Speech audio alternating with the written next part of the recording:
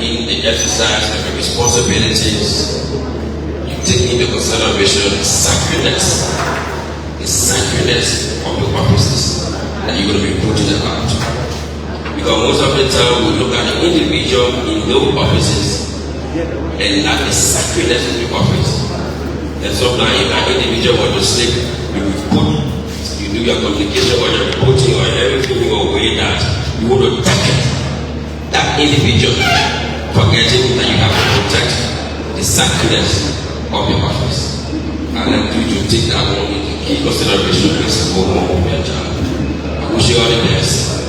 And you also have to be, happy for yourself. And I listen to what she was saying, clap, and we're marking the clapping. It's a challenge to society like ours, where young people are looking for opportunities. And you are blessed and privileged to be a part of these opportunities. And I don't think it is just a blessing, it's because, and like our friend was sharing to phone also, not just because you have the blessing, but because you move to have it working. So we Christians say, although I'm not too solid in Christianity, but I can go to church much more to say, faith without action is a dead faith. So if you have all the capacities in you, all the training in you, and you just sit at home, some of get the training, but then get time for God by knows all. Brother, when there's vacancy, move there. When there's any call, apply, and you get yourself sitting there. Thank you so very much. I wish you all the best. Yeah. Thank you, sir. We can do better than that.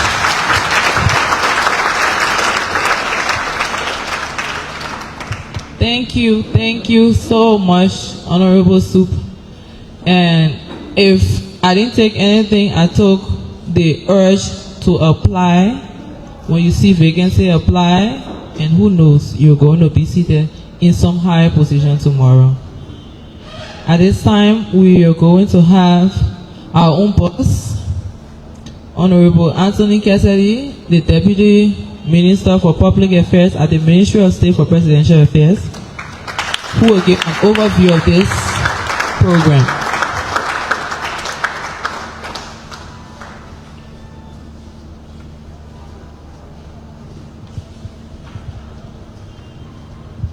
Thank you so very much. I think you all can see how organized I am this morning, eh? Running up and down, running all around the place.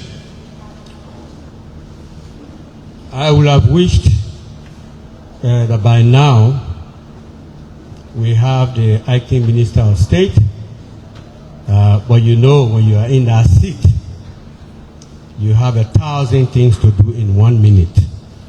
So he is on his way, and I've been called upon to give you an overview of what we are here today to launch. As a prelude to that, I thought I needed to give you a little overview of the Department of Public Affairs at the Ministry of State for Presidential Affairs. We have the Administrative Department headed by the Deputy Minister for Administration, and then we have the Public Affairs. A lot of people may not know that the Department of Public Affairs is made up of sections. We have in the Department of Public Affairs, we can say the most known, well-known, active, popular, and I can also say heavily strategic section of press and public affairs, which basically is run by the Presidential Press Secretary. We also have the ICT department. You know the Presidential Press Secretary. Everybody knows, in the world knows the Press Secretary.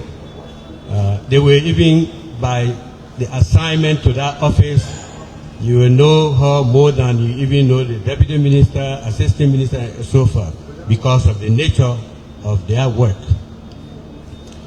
We also have the ICT department, which is under public affairs. That's about internet, communication technology, information. We have a section head for that section. We also have a section they call code and communication. And we have that section too. Some of them, we still have the section, but technology might have overtaken their function. We have the switchboard. We have the office of the speech writer. And basically, you have smaller sections that have been basically merged in the office of the press secretary, like director of radio, audio, video, how do you call photo, how you call it, videographing, and still photos. All of them function more under the press secretary at this point. But we do have an assistant minister for public affairs. We do have a deputy press secretary who will soon be entered. Oh, he's here already? Okay, he's here. So that is a picture of the structure of the Department of Public Affairs. This function we are undertaking here today is largely under the office of the press secretary. It is a section that we included in our overall budget when we were told to develop a budget, all the operations, the functions and other things that will be covered. And this proposal came from the press secretary's office for this internship program.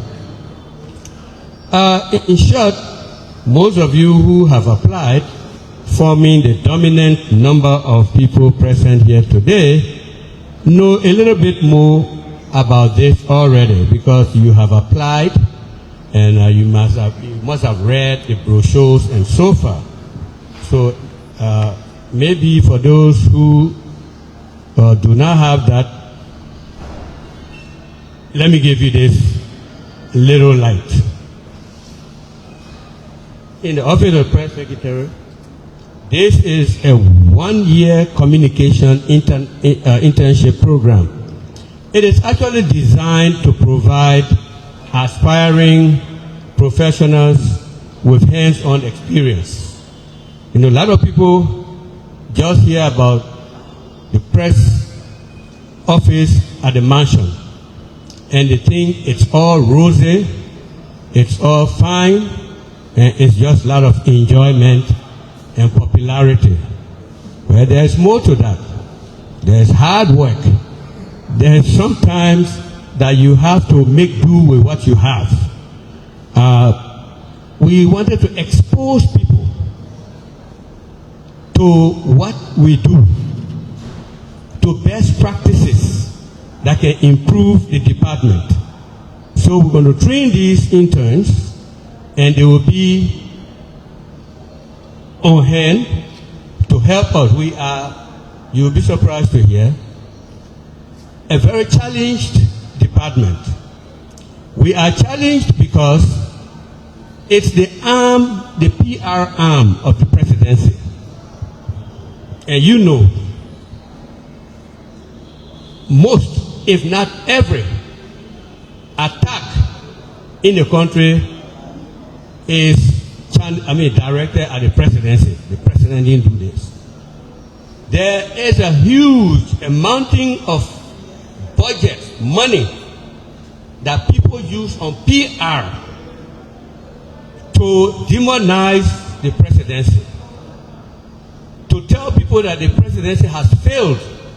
Of course, because they want to come and occupy the presidency. So you got to fight to remove the presidency so that you can come there. So a lot of money is allotted to it from all angles. Now, if you have a department that doesn't have an equal or near equal amount of resources to fight because of budgetary constraints. You know what that is. So we will have these interns who are not regular employees, but they are in a position that they can help us in areas like writing, news writing. We dispatch you to Nimba, to Bong, Lofa with the president. You write. While the other people are busy videographing, while the other people are busy photographing, you could do writing. Or we train you in the videography area or the photography. So that maybe down the line, if we have an improvement in our financial standing, we can absorb. You already not be a stranger. Okay? You'll be very familiar with the terrain, and incorporating you, we don't have to go back again. So we are told by the press secretary's office that there was spontaneous and massive response to the invitation to apply. We hope people are strong, because the number of persons that apply is far more than what we are capable of taking. We wish we had more money to take more of you as we go through your applications. Sometimes we want to take so many, then our department will not be as challenged as it is. But be it as it may, we will start with what we have. I saw someone write in the newspaper, on Facebook, that, I have not been selected, I'm going to go to the program. Nobody has been selected yet. We haven't started the, evaluation, interview, and other things. So everybody right now is at equal level. From here, we have a panel that is going to meticulously go through what you people have submitted. And in our mind, in the mind of the panel, most qualified, most suitable will be selected. And everybody will be made to know. We may repeat this whenever we have the budgetary support. So that is basically what we are here today to do. And I'm so very happy that our colleagues from the Ministry of Information, with whom we are regularly working, is here. Our international partners, we know we count on you many times for guidance, even sometimes for resources. And so we are very pleased that you are with us. Mr. Chairman, we are happy that you are here, party chairman. It was open to anyone who wanted to come. If you want to represent your party, you are welcome to come. And then the superintendent has already welcomed us, and we are very pleased. He's a very strong person in the area of communication too. Our Omar, who always the minister, acting minister, can just grab. The other day I was there, two of them were forced. No, you can't just grab me like that. But it's just a joke. But she's very serviceable. She's an old hand in government, at the mansion. So our boss lady is here. We call her boss lady. My eyesight is not so good at the end of the table there. No, I can't see. I can't see who he is. You pay me back, and that's all. He knows where to pay me back. He is one of the staunchest supporters of the department. I can tell you that. Unmatched. I want you to give me an applause. I don't know. That's not a senior announcement. It's like someone who has gone beyond. And we want to thank you, Brother Dugle. He always calls me uncle. I enjoy that very much. At the executive mansion, we have a system where we accredit representatives from the various media outlets, the newspapers, radio stations, and so forth. You accredit people to a panel that we have headed by the press secretary, and they review it and they certificate you and accredit you as a representative of your institution on the Executive Mansion Press Corps. We have the president with us here, Mr. Kwanzaa. Let us see you Google, because this is your event. We want to thank you for coming and representing all of your people. I'm not sure what else I'm forgetting. You want to whisper in my ear? I'm going to get up from here. So, thank you so much for coming. Thank you for your interest in what we are doing. And please stay with us even after this contest, because hopefully we will call on you again. Thank you so very much.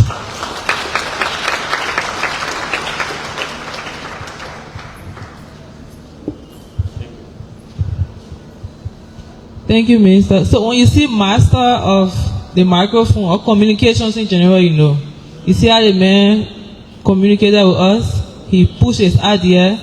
He recognized people and everything. That's a veteran journalist. These are the people who started this thing in Liberia. So let's give it up again for the Honorable Minister.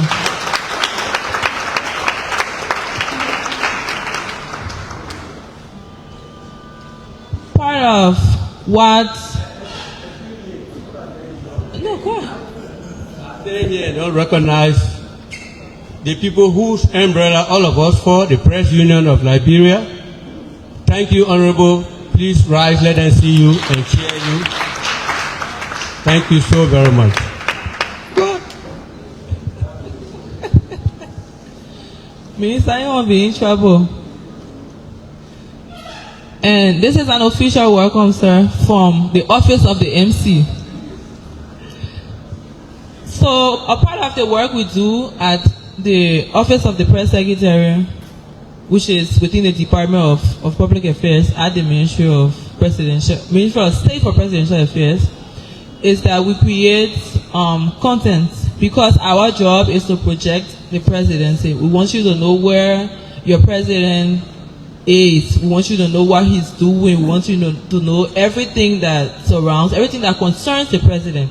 So at this time, we're going to showcase one of our works that we did. This was a video of the achievements of the first year of this government, just coming into power. Baby steps, you would call it, but these are what the government did. And we've had the opportunity to create something so that we are able to share with everybody, and you know how it has been going. Over to you, Vanny.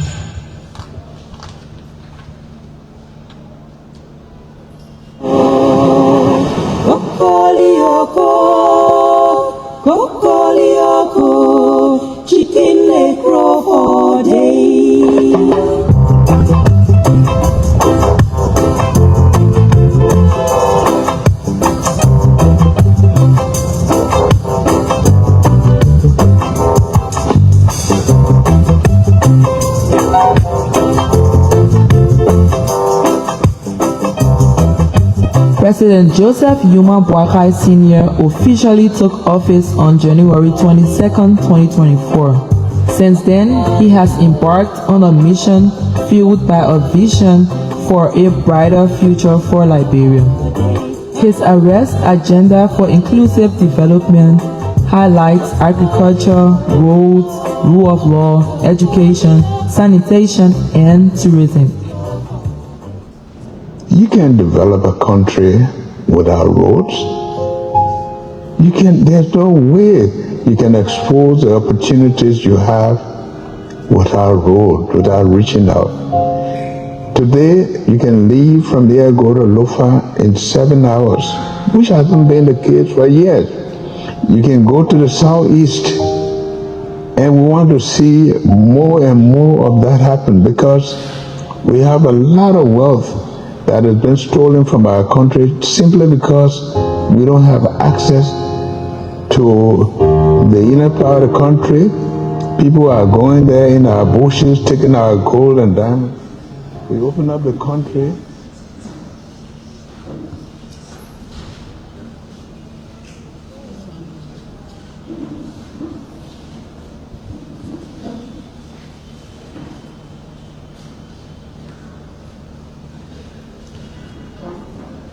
At this time, as you have seen, can we give a round of applause to welcome the Acting Minister of State?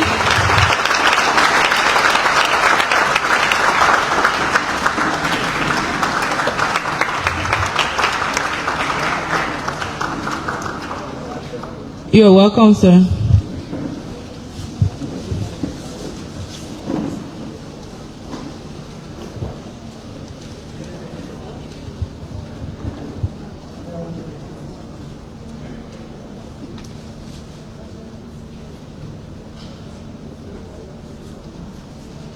Element, a coordination element, there could be discord, and so we started with that. The legislature's collaboration with the executive is critical to achieving real results for the country.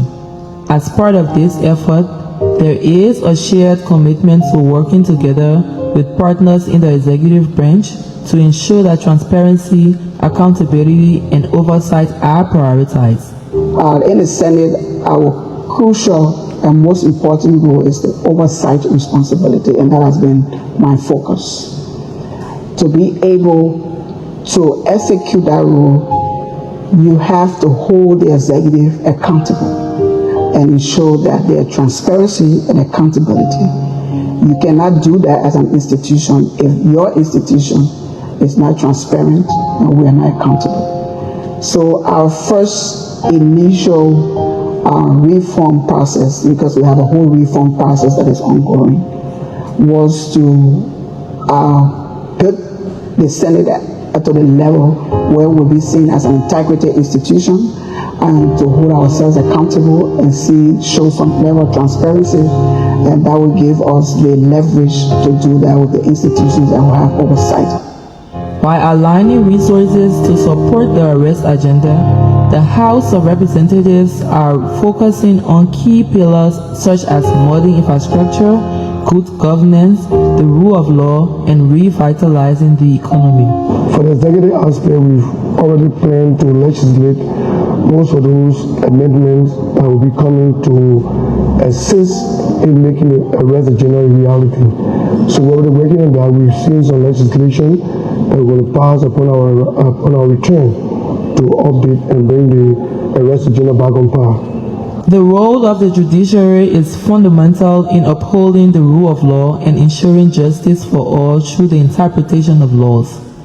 They can better address national challenges, uphold constitutional rights, and promote the fair and efficient delivery of justice. The executive branch of government, the history will show and prove that it is only this branch of government that continues to stand up for the rule of law in this country, in their support for the judiciary branch of government, in what you see here today. Liberia has made significant strides in strengthening its foreign relations and regional and you understand? So that is a very immense opportunity that will be there for our people. It's going to create jobs, because when we establish the refinery, it leads to job creation. You understand? Many Liberians will have the opportunity to get work to do. The National Port Authority is leading the charge. In addition to prioritizing job creations, workforce training, and environmental sustainability, is solidifying its role as a catalyst for Liberia's economic development and global trade competitiveness. Important things we did when we got here was to put a very competent MAE team together to work with APMT to understand the intricacies of their operation. And they were from Russia, they were from Greece, they were from different countries, I think 6 or 7 different countries. This was not just achieved by the ministry because we worked in concert with the Liberia National Tourism Association called LINTA. So we brought them here for the first time. It brought some visibility to our tourism sector because they were able to see a lot. We expect more of those kinds of visits to take place. But that happened after more than 2 decades. We just signed an MOU with the War Monument Forum, they're from New York, for the total rehabilitation and transformation of the Providence Island into a heritage site. That project, when implemented, will cost around $7 million. So just think about it a little bit. And imagine that $7 million is invested into a small place, the Providence Island. President Boakai and his cabinet are dedicated to ensuring that every Liberian benefits from the country's development. I don't want Liberians always yearning to go to other places. We can create them here. We can create the opportunities here. And we have the resources to manage them well for the Liberian people. And we are committed to that. 2024 has been a year of bold steps, a year of arrest in action, and together we are building the Liberia we deserve. Thank Liberia, love Liberia, and build Liberia.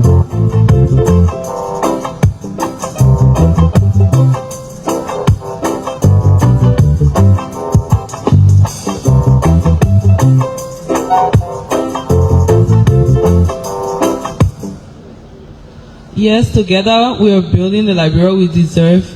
And this is a beautiful thing. Don't you think it deserves a round of applause?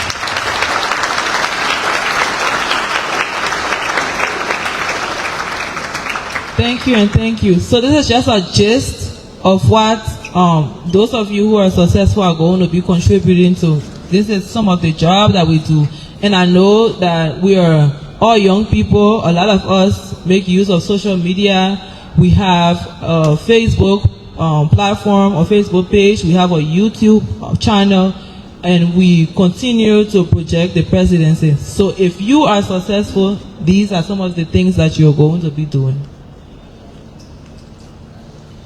At this time, we'll call on the Presidential Press Secretary, Anthony Kula Bonayen Fofana, for an update.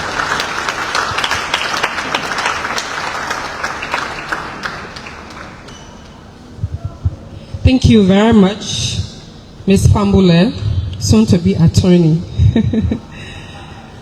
Mr. Acting Minister of State for Presidential Affairs, Honorable Samuel Steve Kuya, our partner, the United Nations Development Program, the Press Union of Liberia, the Chairman of the Unity Party, the head of Monserrato, we're in your county, so we're happy that you're able to come. Mr. Deputy Minister, our partners, Internews, EMPC, to all of you, the applicants, thank you all for coming. Thank you for responding to the call of the Executive Mansion to join the team. And I'm sure if you listen to the video, you recognize the voice. You want to make a wild guess? Okay. So like she mentioned, these are some of the things that you will do. Our role, like the minister, the deputy minister did say earlier, is to tell the story of the presidency, to speak for the president.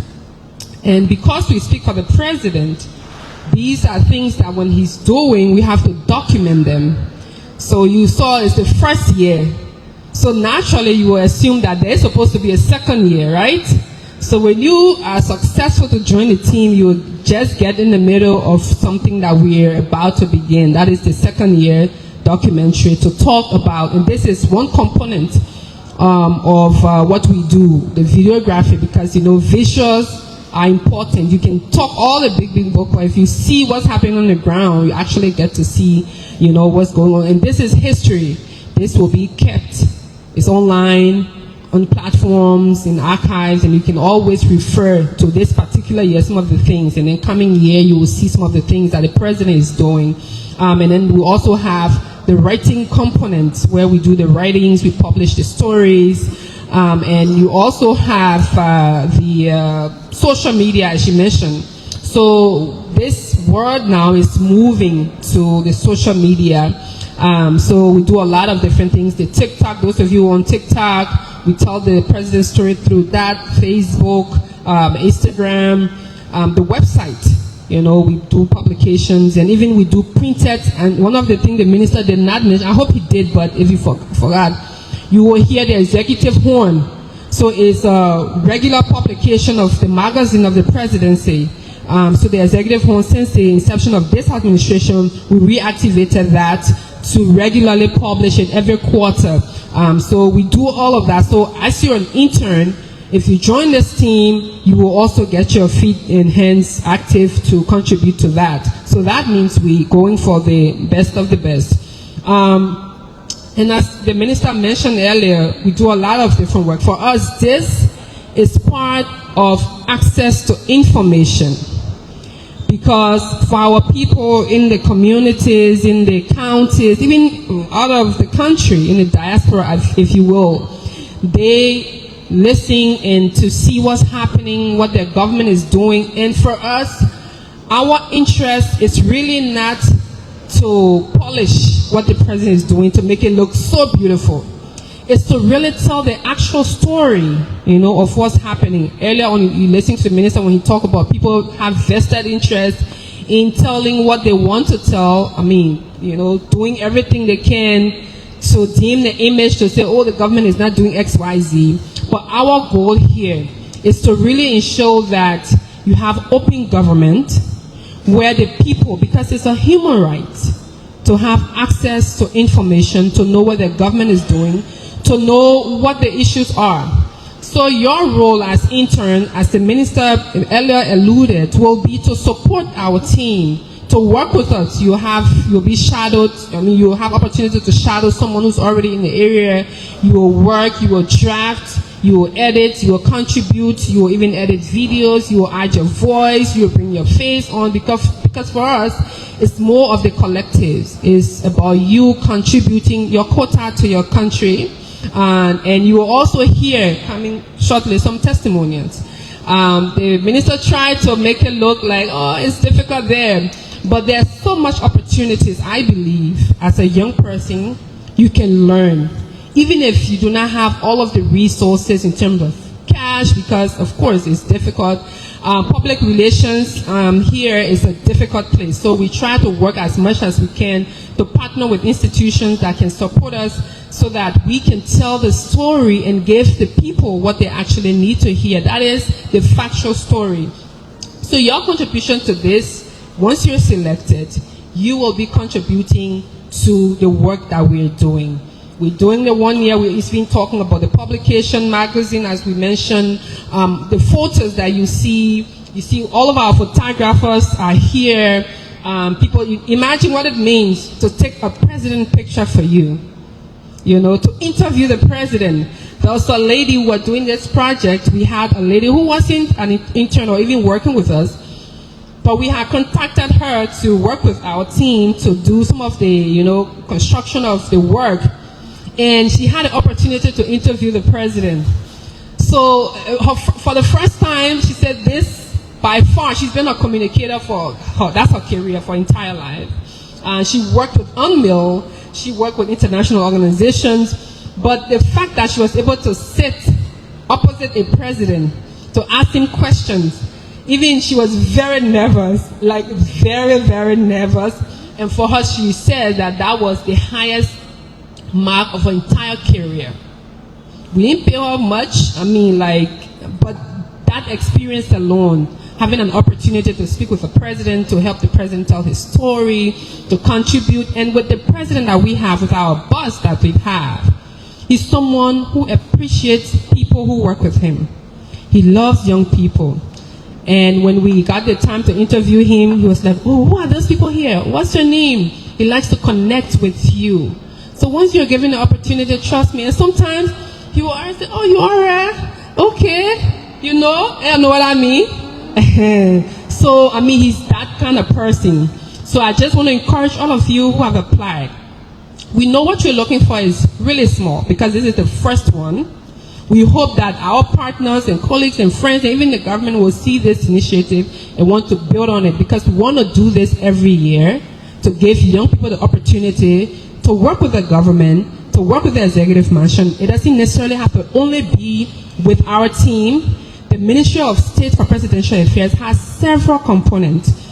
And this is important, like other places, other institutions. You have, for example, what would be to be on your CV when you're graduating from college, or you even finding other opportunities that you had a year with the executive mansion. There will be opportunities when there are vacancies and you're qualified to apply. You will be led in the pathway. Every recommendations will be made on your behalf. There are a lot more, even aside from the little stipend you'll be receiving, which is not much. It's not going to be a lot, but the access you will have, the support you will have. So from here, after this launching, because we're launching the program, this is the official launch. After this, we're going to go to the next stage of the interviewing process, where amongst all of you, the short list, the list will get smaller. Is it many are called, right? Boa, we are choosing. Many are called. Anyone yet? I wish many are called, many are choosing. Would have said that, but unfortunately, many are called, few are choosing. But whatever you are of the team, I can assure you, because I know we have this concept in Liberia that the people already know, the people know who they want. I'm sure you guys have heard, and some of you who have applied before, you are playing. Let me just try it here, but the people already know. Or Minister Cassidy, that my brother. Let me just tell you, let's just put funny, I know love it. You just push my application in. I'm telling you this to mean that even if you are my sister, Minister Cassidy's first daughter, Love's young baby, or anyone, you will not get through the process just based on the relationship of people you have or you know within the system. Even if someone in the office have encouraged you to apply, you will not get through the process because they encourage you to apply. You will get through the process because you are qualified to get through the process. It will be based on your qualification, on what you are able to do, and how you are able to come forward. We know it's an internship. Of course, you have an opportunity to learn. But whatever you are, whatever stage you are invited to, like I mentioned earlier, give it your all. Give it your best shot. I'm saying you will be overly impressed until you forget that the boy who went to the answer, what year she was born? She said, tell me your birthday. July 26, 1847. No. Don't be that lady, okay? But again, it's a process you have to go through. But have confidence in this. You don't have to know anybody to work for the executive mansion, especially so in this instance. You don't have to know anybody. And Liberia is getting to a point where, in fact, with the current acting Minister of State, I can tell you, he will be on our tail to know that he is someone who gets things done. And he's someone who has interest in this. And interestingly, he's also a media person. So, the way can say John Palmer always on John Resin, the day now Corey will run to him, and he's always willing to support. So, Minister, thank you for allowing us to take you off your busy schedule to come here and be a part of this. So, again, after this official opening, we'll all remain here. Not then, the high table. We'll do a photo pic, we'll do a group picture, so we can put beautiful. We'll do the banner. So, we're doing a new banner. We'll put your faces in there. Then you say, let me hear, I was elected. We'll do a group photo, but after a group photo, we'll stay. The high table will leave. We'll stay for item 13, but beyond item 13, we'll talk about some in-house thing, the next stage, your questions you have, you want to ask, and anything else you want us to talk about, we'll talk about it. So we're around. Should you have any question, we'd like to say thank you all so much. Give it your all, do your best, and represent your country when you are given the opportunity to. Thank you, and have a good morning. Thank you, Anthony Fofana. Can we give it up again?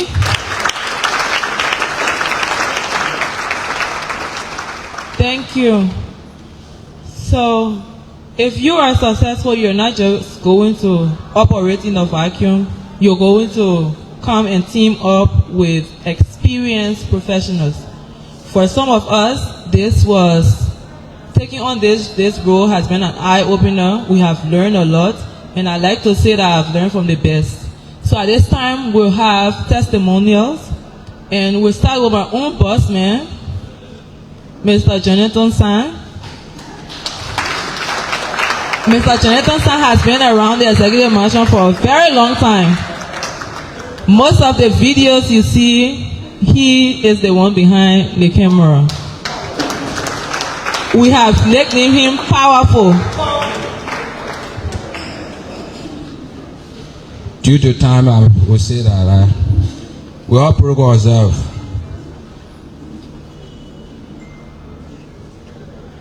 I'm looking at you quiet because what you are stating is where I was in 1983.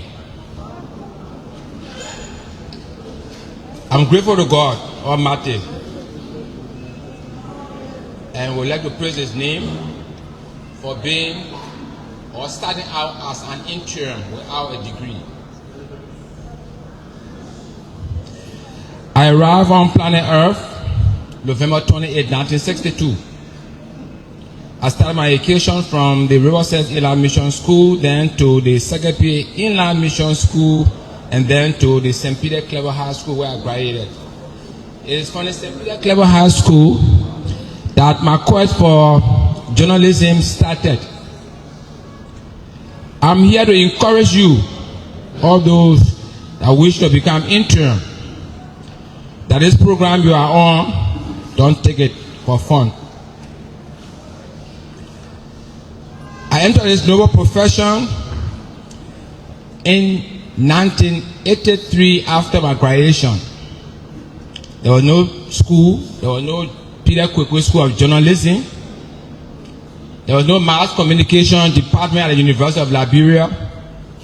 The only training that they had here was at ELWA, where they had radio production. So I had to do the internship program you are pursuing now because there was no school for journalists. And I really want to become a journalist. This internship program started from the New Liberia newspaper. And what happened at that time is this: either John carry you and train you or nurture you.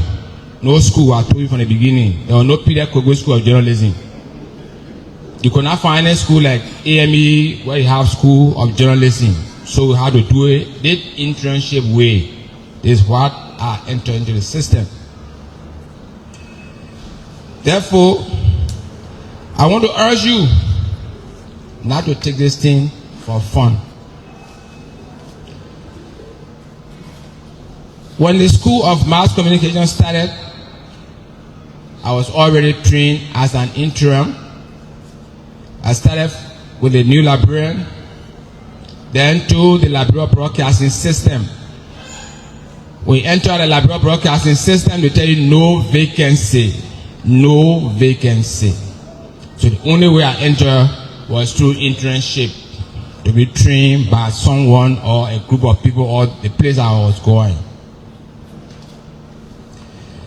The internship program is one thing that brought me up. I did it at New Liberian, at Liberia Broadcasting System, then at CNN International in Atlanta. Internship, not degree. Internship. You who are about to enter into this program or to become part of the association, be aware that where you are going is the seat of the presidency.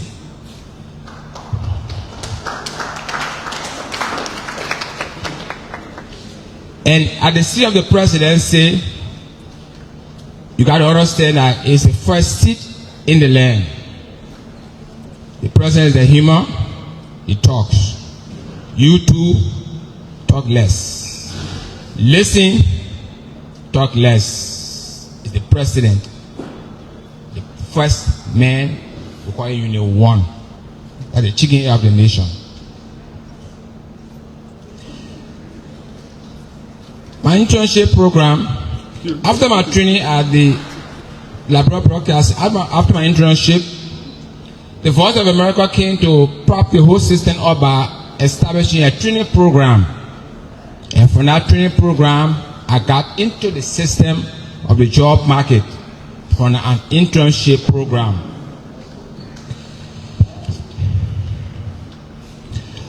I must be thankful because it's not a school. To those who propped me up, those who gave me the knowledge. At the Liberia Broadcasting System, I have Rufus Dapo, Gus Diplo, all of them dead now, may their soul rest in peace. At the Liberia Broadcasting System, I have Jassy Brophy, Martha, Mana, Honorable Sam C. Huya, Kwame Clement, Margaret Williams, and others who made me to get that knowledge through entering. I'm continuing to emphasize internship, no degree. This is what you are applying for. Those were the people that helped me in the process. Interim, or to be interim, you got to be focused. You're working with a president. Your eyes will see plenty of things. You need to be focused, well focused. Because the internship got more benefits, especially with the presidency. I'm not talking about internship outside. I'm talking about internship within the Ministry of State. The job you are trying to look for. You got to be focused. It got more remarkable benefits than regrets. Why would I say more jolly than regrets? You got to be focused, and you should know that whatever you are doing it for the presidency. So, if you are an interim with the president, with the office of the president, learn that you will travel. Learn that you will get money. Make sure that money don't distract you and do different things. But at the end of the day, when your time is over, you will do well. Thank you.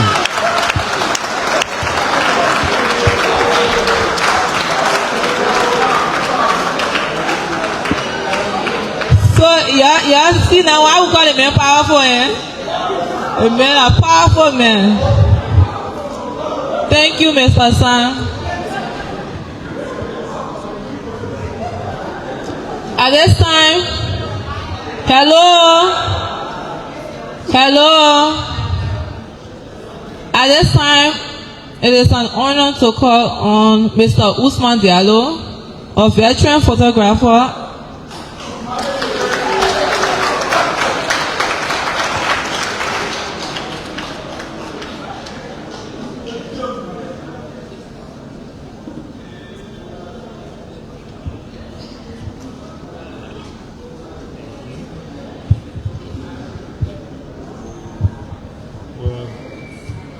Good afternoon. All protocol observed. Well, as a photographer, I would like to talk to you people, which is not usual,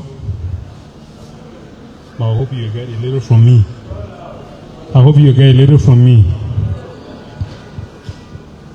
I studied agriculture at BWI. 1986. Well, you know, agriculture entails so many courses: photography, engineering, mechanics, and so many others. Later I enrolled at Njala University on a BSc program. So I'm carrying a BSc.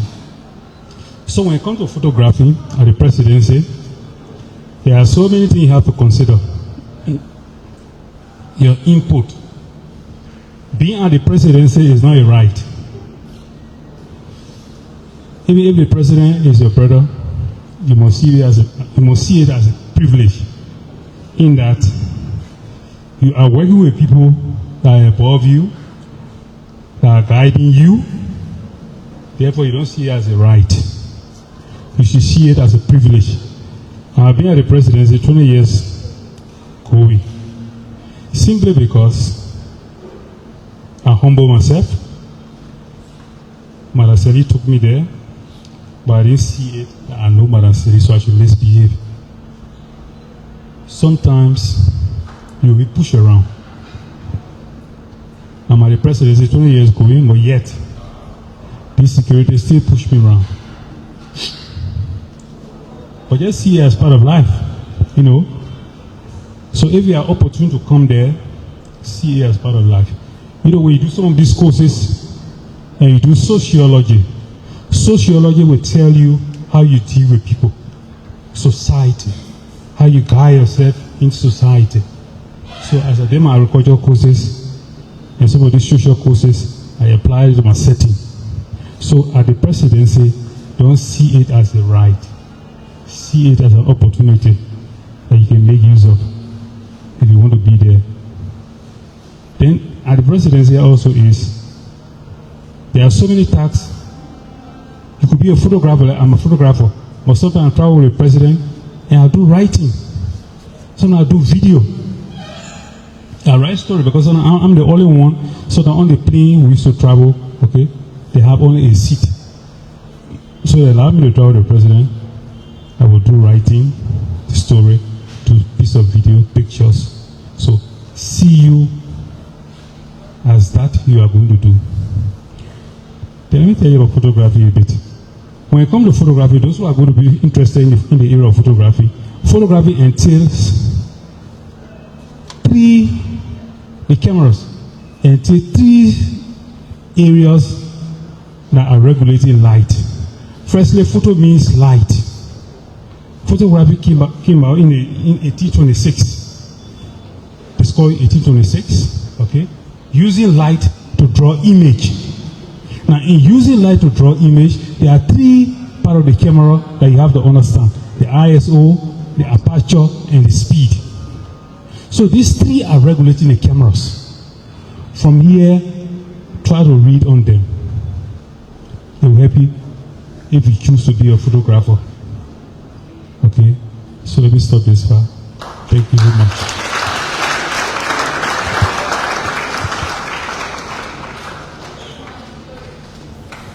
So can we give it up again for Mr. Diallo? See, 20 years, 20 whole years, some of us were nowhere. Those are the amount of years Mr. Diallo has been serving the presidency. And at this time, we'll have the last testimonial. And this is going to be by Mr. Ibrahim Kabake.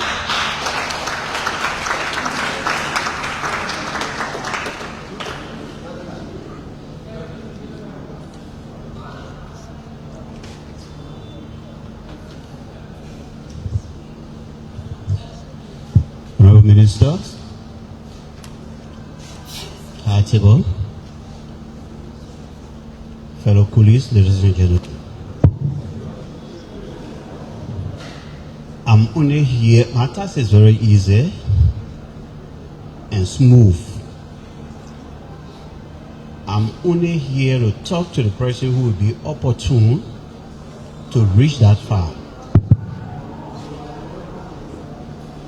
And I will give a little bit room from here. We talk much at the office.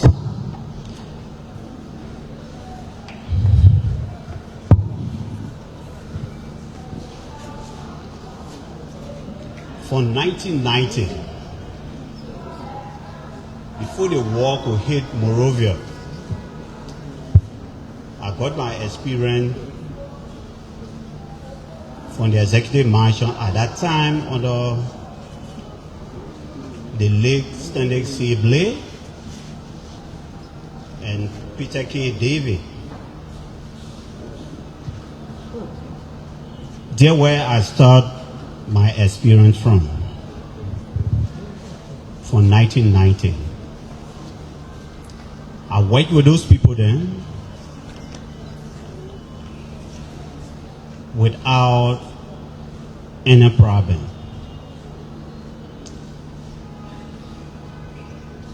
The movement you get to executive mansion, there's a lot of problem. You don't have to carry your problem there. You leave your problem home.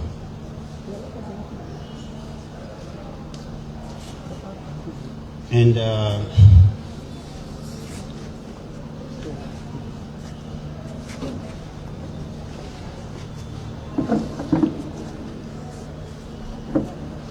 the movement you get to executive mansion with your problem, you will always fall short.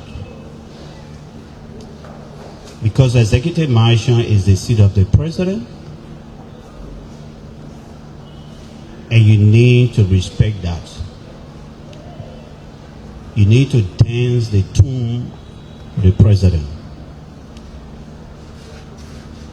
No matter it is, you need to understand the body language of the president at that level. You can't say, I have more experience, so I'm carrying my experience there, especially to talk too much. The action is the better, the talking is less, just so that at least you can work smoothly with the government. Because I'm seeing a lot of people who, when it goes for some of the functions, they have their own view, they have their own say, they have their own way of doing things now within the presidency. So please, my advice is to dance the level, the way of the president. That's it. And one thing I would say this to the person who will be opportune.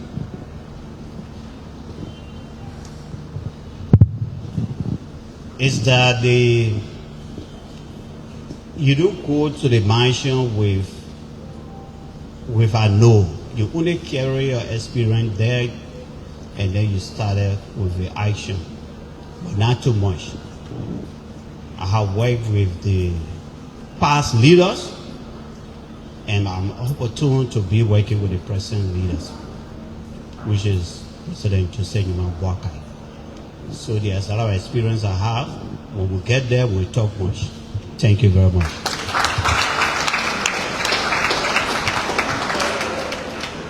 You can do better than that now.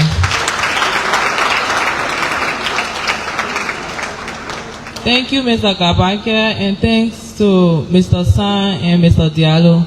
So you see, these are they say you sit on the old mat to plant the new mat. These are the seasoned professionals who we have they have introduced us to the work that we do, and we credit a whole lot to them. So it was necessary hearing their testimonials, knowing that somebody has been in this place for 20 years, and you are coming over, knowing that somebody started this by just an internship without going to any formal school, although he ended up going to a formal school later on, but he started with an internship, and here you are applying for an internship.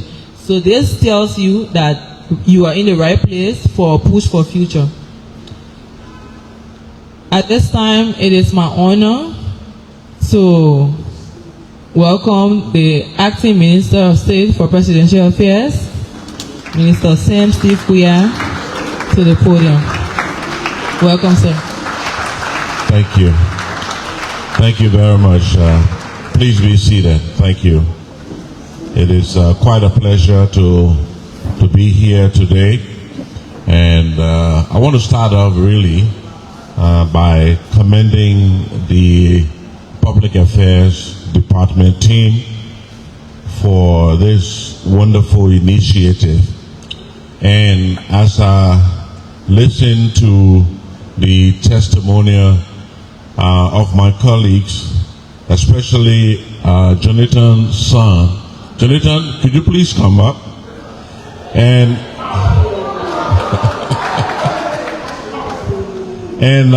if you caught in Jonathan's remarks, he mentioned that we work together, but he actually gave me more credit than I deserved. When I joined ELBC, I had been trained initially at ELWA that he also talked about. When I came over to join the Liberia Broadcasting System, it was the likes of Jonathan's son who actually trained me.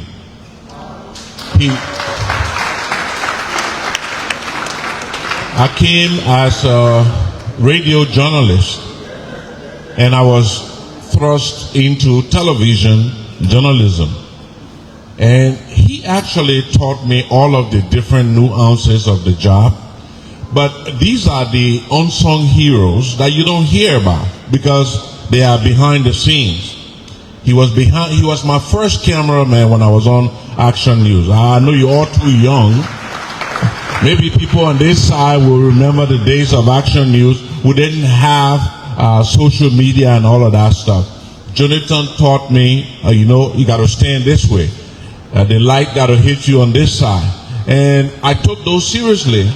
And he helped me to become a better journalist. And when he talked about the importance of internship, I don't want you to overlook it. So, Jonathan, I may not have had the opportunity to ever do this, but I just want to say in this public way, thank you for everything that you taught me. Yeah, thank you.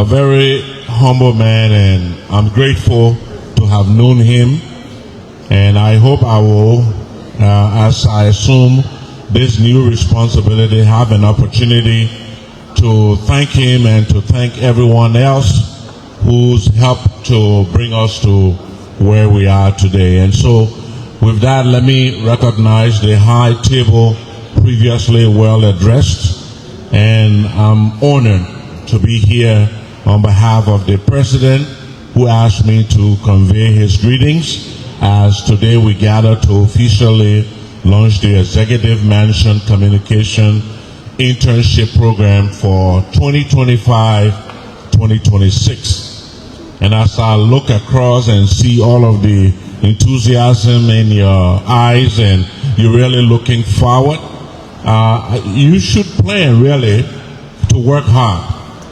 Because this initiative is way more than just a training exercise.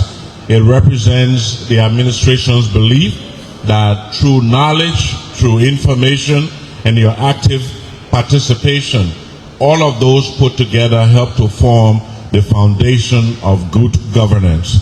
Through this program, we open the doors of the Executive Mansion, the People's House, to the next generation of communicators, innovators, and storytellers who will carry Liberia's message that Kula referenced in her remarks, that message, the President's dream of hope and renewal of a new nation, this nation, to the world.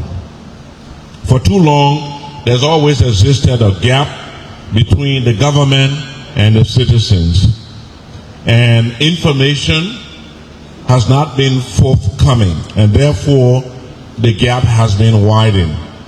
This program serves to bridge that gap by equipping you young people with the tools necessary to tell our nation's story, to tell what is happening, to tell our citizenry and the world what is happening, but to do it in your own way, to bring a new dynamism of creativity, accuracy, and also our hope is that you continue to do so with pride.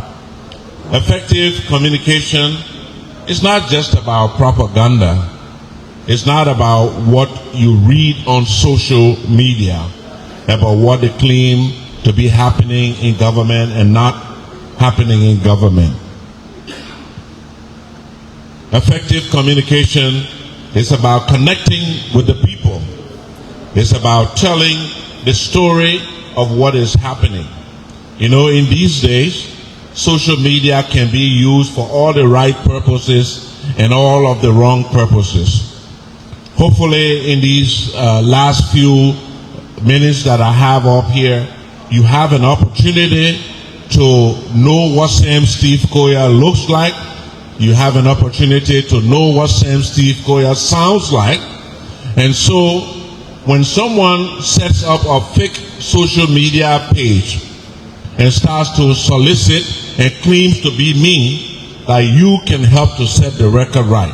There's so many ways people abuse social media and the information technology, and that you, if you're successful in being selected, can help to set the record straight for all of us who seek to support the President as he serves the Liberian people. And so to you, our prospective interns, this program is an opportunity to learn, but it's also an opportunity to serve and to grow. You will gain real experience in speech writing, in media relations, in digital storytelling, and public communication. Most importantly, you will learn how to communicate, but to communicate with integrity, to communicate with empathy, and to develop a new, healthy respect for telling the truth. You today are the bridge between the old and the new, between traditional communication and modern digital world. We encourage you, if you're successful, to strengthen your voice, to see this as an opportunity to serve your country. The President approved this program because it is a symbol of partnership. We want to express gratitude also to our international partners, especially the UNDP, for your steadfast support. We also recognize the Ministry of Information, the Press Union of Liberia, Internews, and the Liberia Broadcasting System for your cooperation and collaboration. All of your partnerships combined demonstrate a shared belief that an informed citizenry is the strongest foundation of our democracy and also our development. Let me just say a few words about transparency and access to information. Transparency remains a cornerstone of this administration. A government that communicates openly earns the confidence and cooperation of the people of this country. By opening up the executive mansion to you young professionals, we are nurturing a culture of accountability, and beyond that, also a culture of inclusion. Public information, as the name suggests, belongs to the public. Every Liberian has a right to know what the government is doing and why the government is doing what it is doing. Through this program, it is our hope that you will aid in telling that story and keeping our people informed. And so, as we launch this program on behalf of the President, I was earlier having a brief conversation with my colleague, the head of the Department of Public Affairs, the Deputy Minister, Anthony Kessley, and I asked him how many will be recruited from this group. He told me, being a good communicator, he set the basis. First, he didn't just answer the question. He told me how many applicants there were. He told me there were 200, more than 200 applicants. And so I asked the question again, how many do you hope to recruit? And again, he pivoted from the question and said, those young people will be coming with a lot of zeal and enthusiasm. And you know, if we bring them on board, they will do a good job. And I said, Kezo, how many do you intend to recruit? He said, I'm going to tell you, you really ready? And so I think through expanded collaboration with the UNDP and with the President's office, Kula, I think we can increase that number. We can double the number.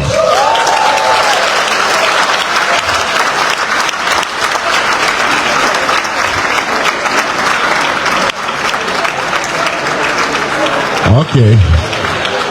You see, and you see something, you just failed your first test of communication. I didn't say we will increase it. What did I say? I think. So it's a probability. It's no, but I believe we can really increase that number. And not necessarily keeping all of you in the executive mansion, but there are other agencies of government where I believe wonderful things are happening and the message needs to get out. So I'm confident that working with our collaborators and our partners, the President's dream of getting the information out can be strengthened by recruiting even more of you, and slowly the program can grow. And so let us see this as more than just a program. It is an investment. The President believes it is an investment in good governance, in the minds of you, the young people, and indeed the future of our democracy. To you, my fellow young journalists coming up, interns, as my teacher Jonathan said, seize this moment, seize this opportunity with discipline, with curiosity, with the enthusiasm that is reflected on all of your faces. We want to say thank you to UNDP and to our partners, to the Ministry of Information, to LBS, Newslink, all of you who've collaborated with us to bring us to this point. President Joseph Boakai reaffirms his commitment to a government that will continue to listen to the people, to communicate with the people, and to deliver on all of those promises. And as we do so, let us always continue to think Liberia, love Liberia, and build Liberia.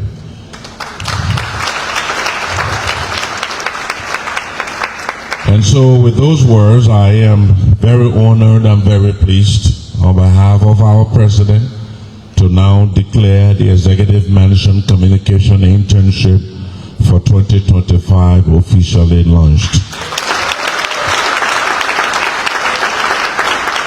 Thank you, and God bless all of you.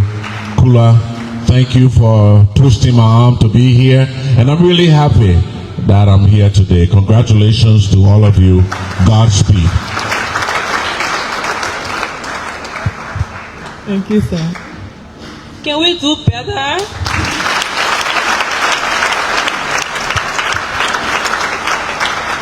I know we're all,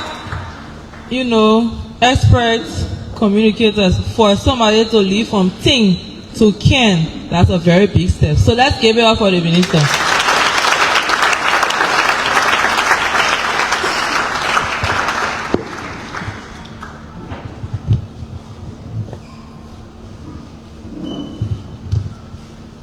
And everybody here and those in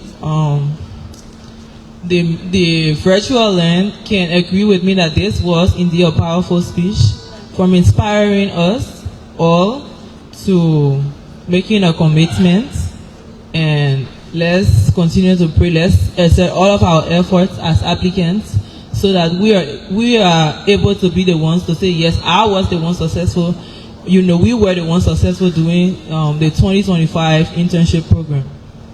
So we'll now move to remarks as we're winding down. At this time, we'll have remarks from Honorable Aliu Mamadou Dia, and he is the UNDP country representative in Liberia.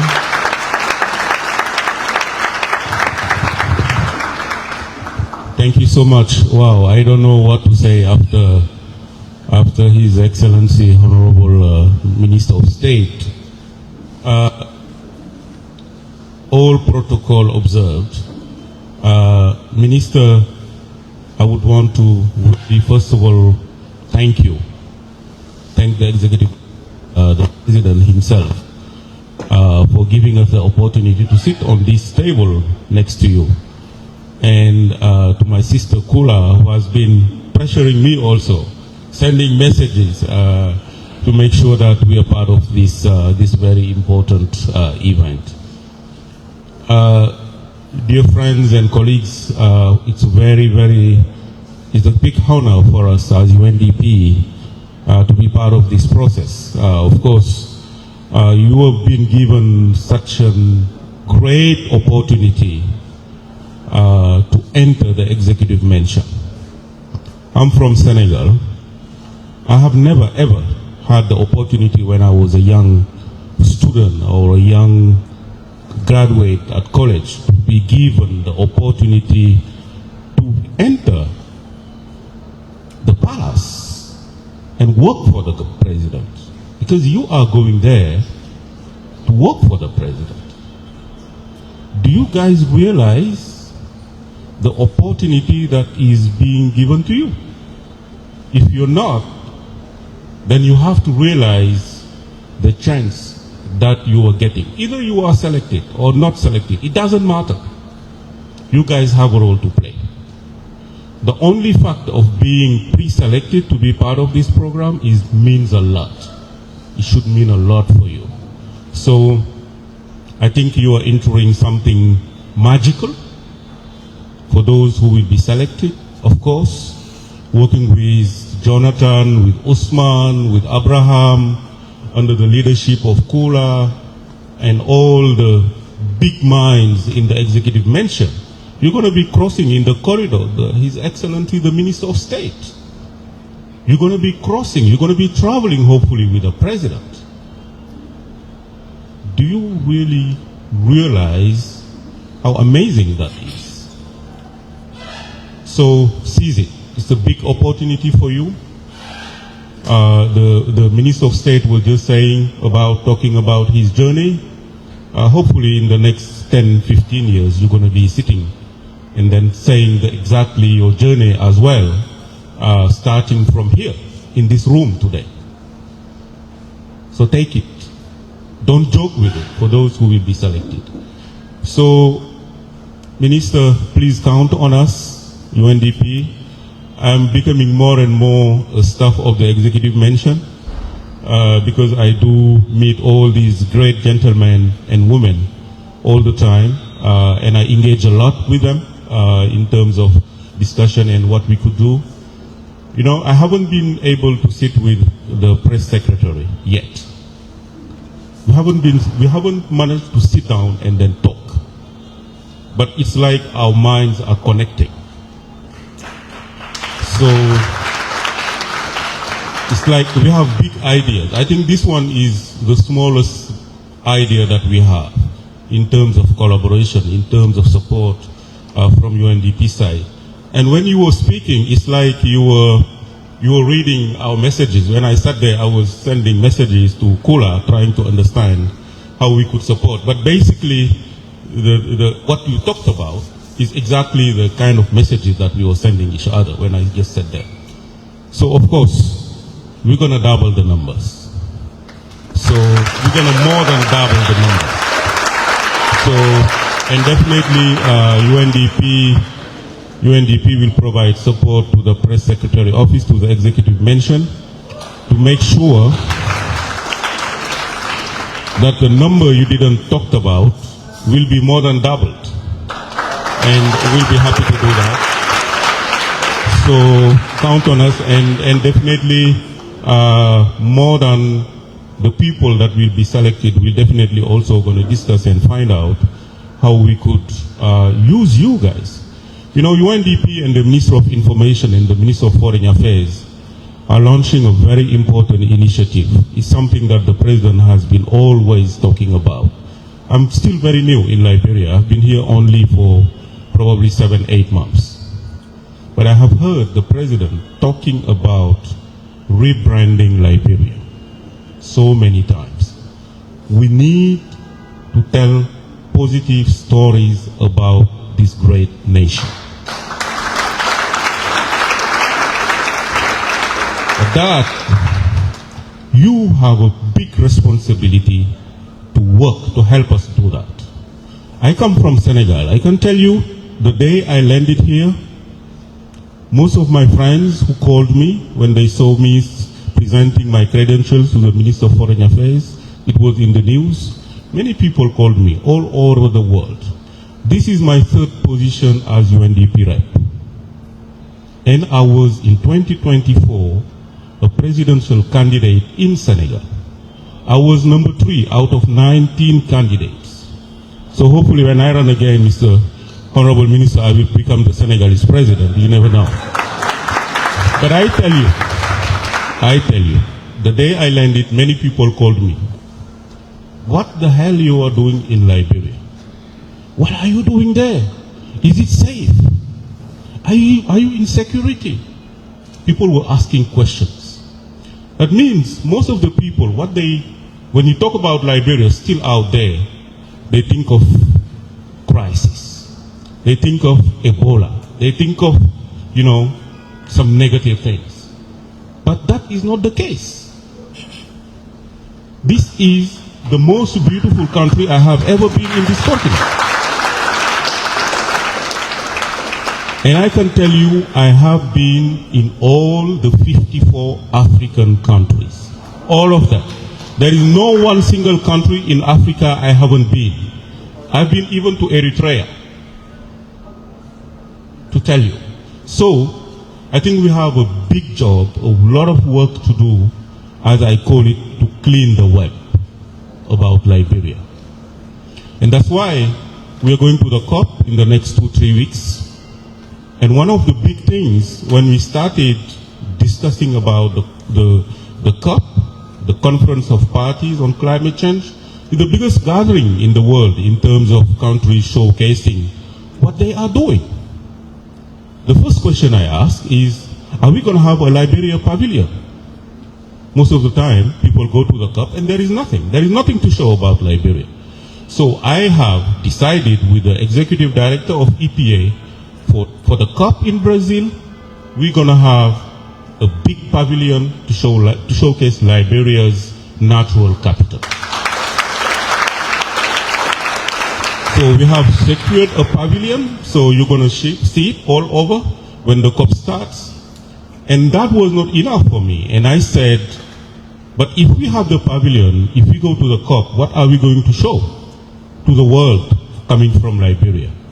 And then we decided we're going to do an atlas of natural capital, natural beauty, and natural wonders of Liberia. And that atlas is being finalized. It's amazing when I saw it, the draft I saw, and then we're going to bring it to the president for his signature, and that we can launch it at the COP in Brazil to show the world that this is the greatest nation ever. So, and that is big work that we are doing, supporting the government under the leadership of the president, and we need you to be part of it. Don't mind if you are selected or not. We'll find a way of getting you involved to the whole work that the presidency is doing, this government is doing. I had the opportunity to go with this government to Washington, D.C. at the Diaspora Conference. I can tell you, big things are coming, and big things are happening under the leadership of President. So,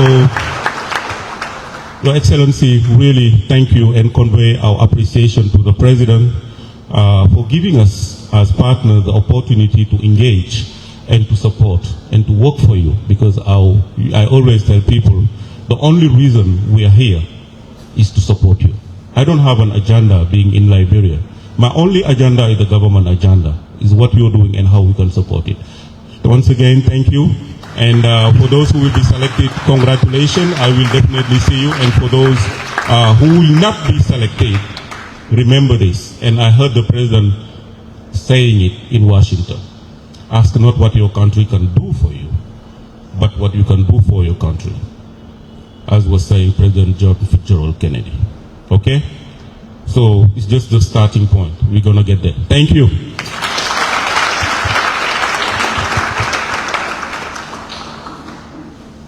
Thank you. So can we give it up again? Today is a good day. We see a lot of support for this program. So let's give another round of applause.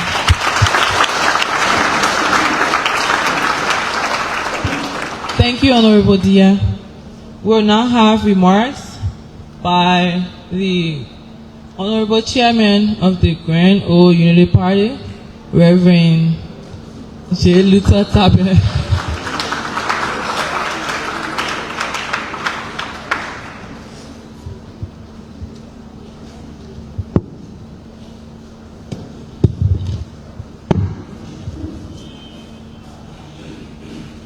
Thank you very much. Let me stand on the existing protocol to say it is a delight to be here today. Mr. Acting Minister of State, Honorable Steve Queer, the platform, distinguished ladies and gentlemen who are gracing this important occasion, the Fourth Estate, and of course all of our young people who have been chosen to be a part of this internship program. Thank you, Minister of State, for inviting me to this program. Today's event, in my opinion, disproves the theory of what I call the Catfish Society Syndrome. The Catfish Society Syndrome. I have seen that in post-war Liberia, there have been a Catfish Society Syndrome. Now, what do I mean by that? The catfish is the only animal where the big catfish, the small catfish, everybody get beer.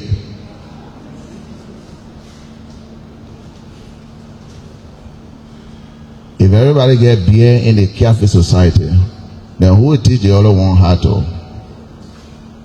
navigate through waters?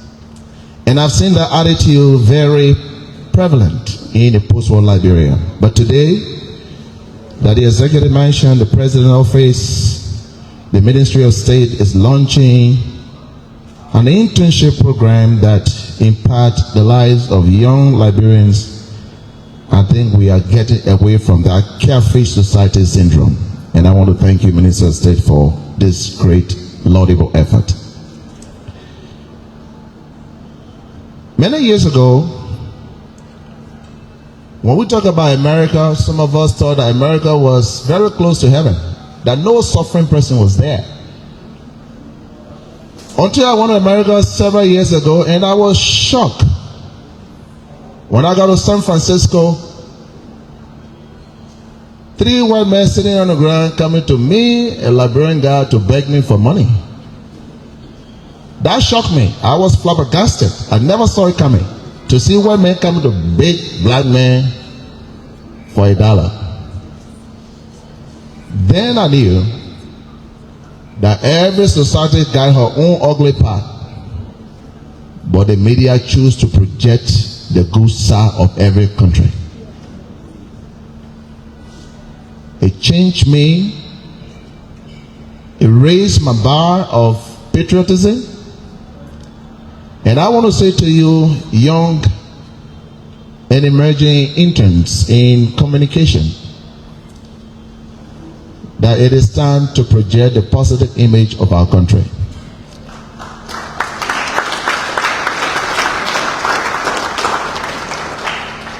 Who told you that there is no poverty in Britain? Who told you that people are not homeless in America? But another day you will go on CNN to watch these people telling the word about the worst in their country. I believe that through this training, each of you can change the narrative. We are not saying hide all the bad things, but please, let's raise the bar of our patriotism and love for Liberia and project something positive from Liberia. It's very important. So once again, let me join all of the speakers here to congratulate you for your preferment. I want each of you intern to consider this as a privilege that among several hundreds who apply according to the Minister of State and Honorable Kessley, you were chosen. Consider that a privilege. As you embark on this journey, please approach this training with all level of seriousness, commitment, and push yourself hard to learn under the veterans, because I know this generation has a catfish society syndrome, where people are not trained. They wake up by the side and the thing they can do, because you get beer, the baby get beer, nobody teaching anybody anything. We have to move away from that level. The media personnel who will be training you will do it with all level of excitement, wanting to have people who will replace them. But as they always say, you can take a horse to the river, but you cannot force it to drink. These men are willing to train you. Please be willing to learn. Make use of the time. And one thing again that I want to say before I take my seat, don't put money ahead of this. It's true that the Ministry of State will give you some stipend during your time, but get the experience. Learn how to write. Learn how to speak well. Learn all the rudiments that pertain to the profession of communication and journalism. Later on, the money will come.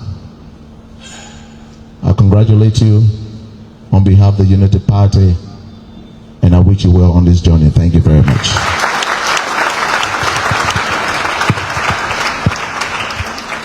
Thank you, Reverend. Can we give it up again?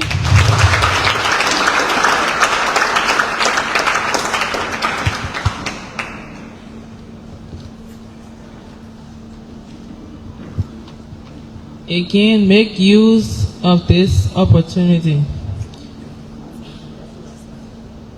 It is my honor at this time to welcome to the podium the President of the Press Union of Liberia, Mr. Julius Canada.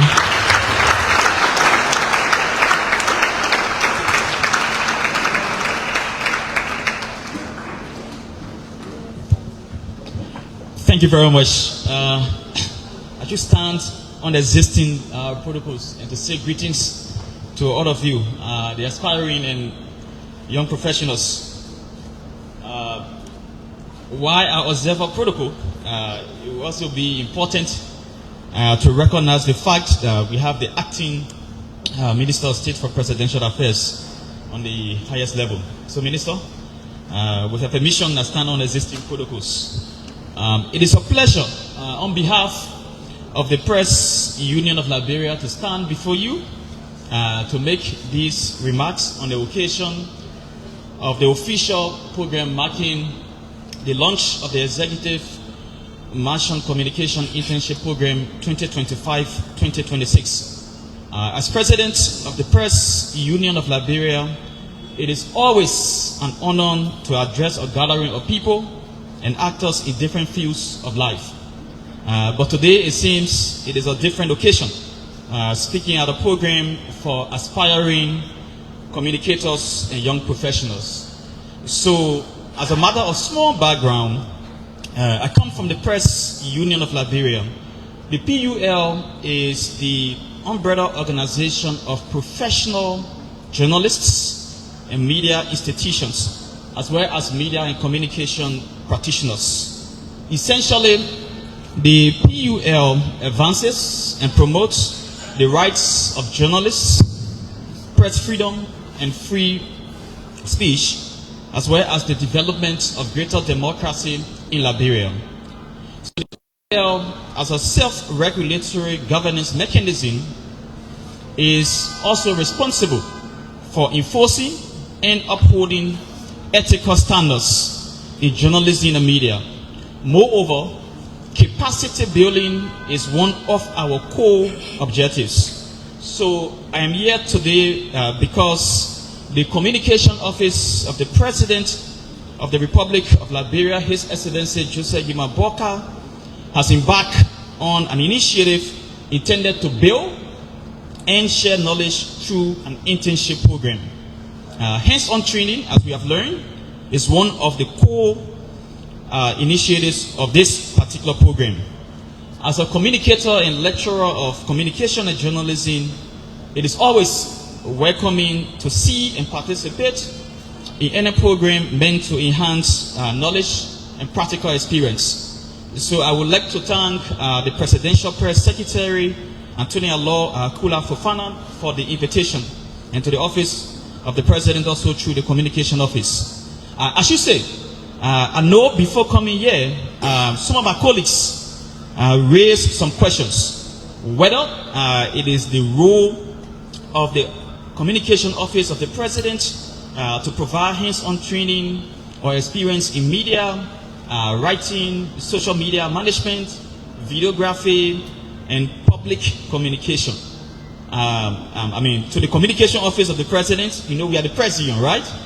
We hope you can provide some valid answers. But before you provide the answers, I would just like to say, I'd like to encourage both the Communication Office of the President and the potential interns to conduct this program with the highest degree of integrity and dignity to ensure that the aims of this program are not misused or abused. We must avoid the scenario wherein communication interns, especially during the Tubman era, who were public relations officers, were not only engaged in checking, meaning spying on genuine critics of the presidency, but also writing and producing lies to malign the characters and reputation of people in society. So my caveat to all of us is that our communication interns should not be turned into any form of propagandists, as rightly said by the Acting Minister of State for Presidential Affairs. Why I agree 100% with everyone who says we should promote a positive image of our country, Liberia, but we need to do that particular positive image with honesty. So as stated by the Presidential Press Secretary, under this program, it will support the broader aim of the government to promote access to information and increase government transparency. This is welcoming. It is also our hope as a union that you, the communication interns, through this program, the executive mansion will become more accessible to the young people and to the people who are unborn. Minister, you've been in the States many times. Whenever you visit the warehouse, you see people have access to taking pictures. I think to bring a start of such to Liberia. It's not just seeing the executive mansion, because if you are trained how to take photo, for instance, and you can't take photo in front of your own executive mansion, then what's the essence? So I hope that in the future we can work on something like that. As I'm closing, I would like to state that I hope that this program will serve as a public service leadership program, as was already said by Minister Kesely, and it will provide you a unique opportunity to gain valuable experience and build media literacy, because mentorship is one of the core objectives of this particular program. So I wish you the best, those who have or are being selected.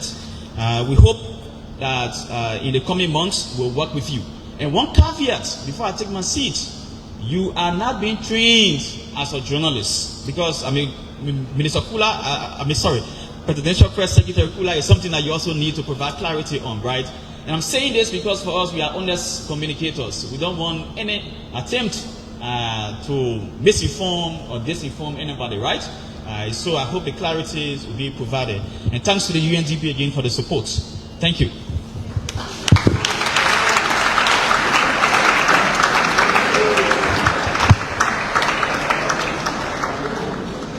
So you see, all the journalists in the house saying preso. I want to preso too.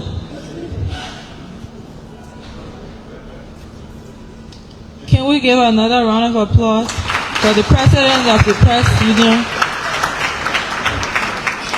This is the man who leads the men and women who carries mighty pens and cameras and gadgets to afford us information in the Republic of Liberia and other parts of the world.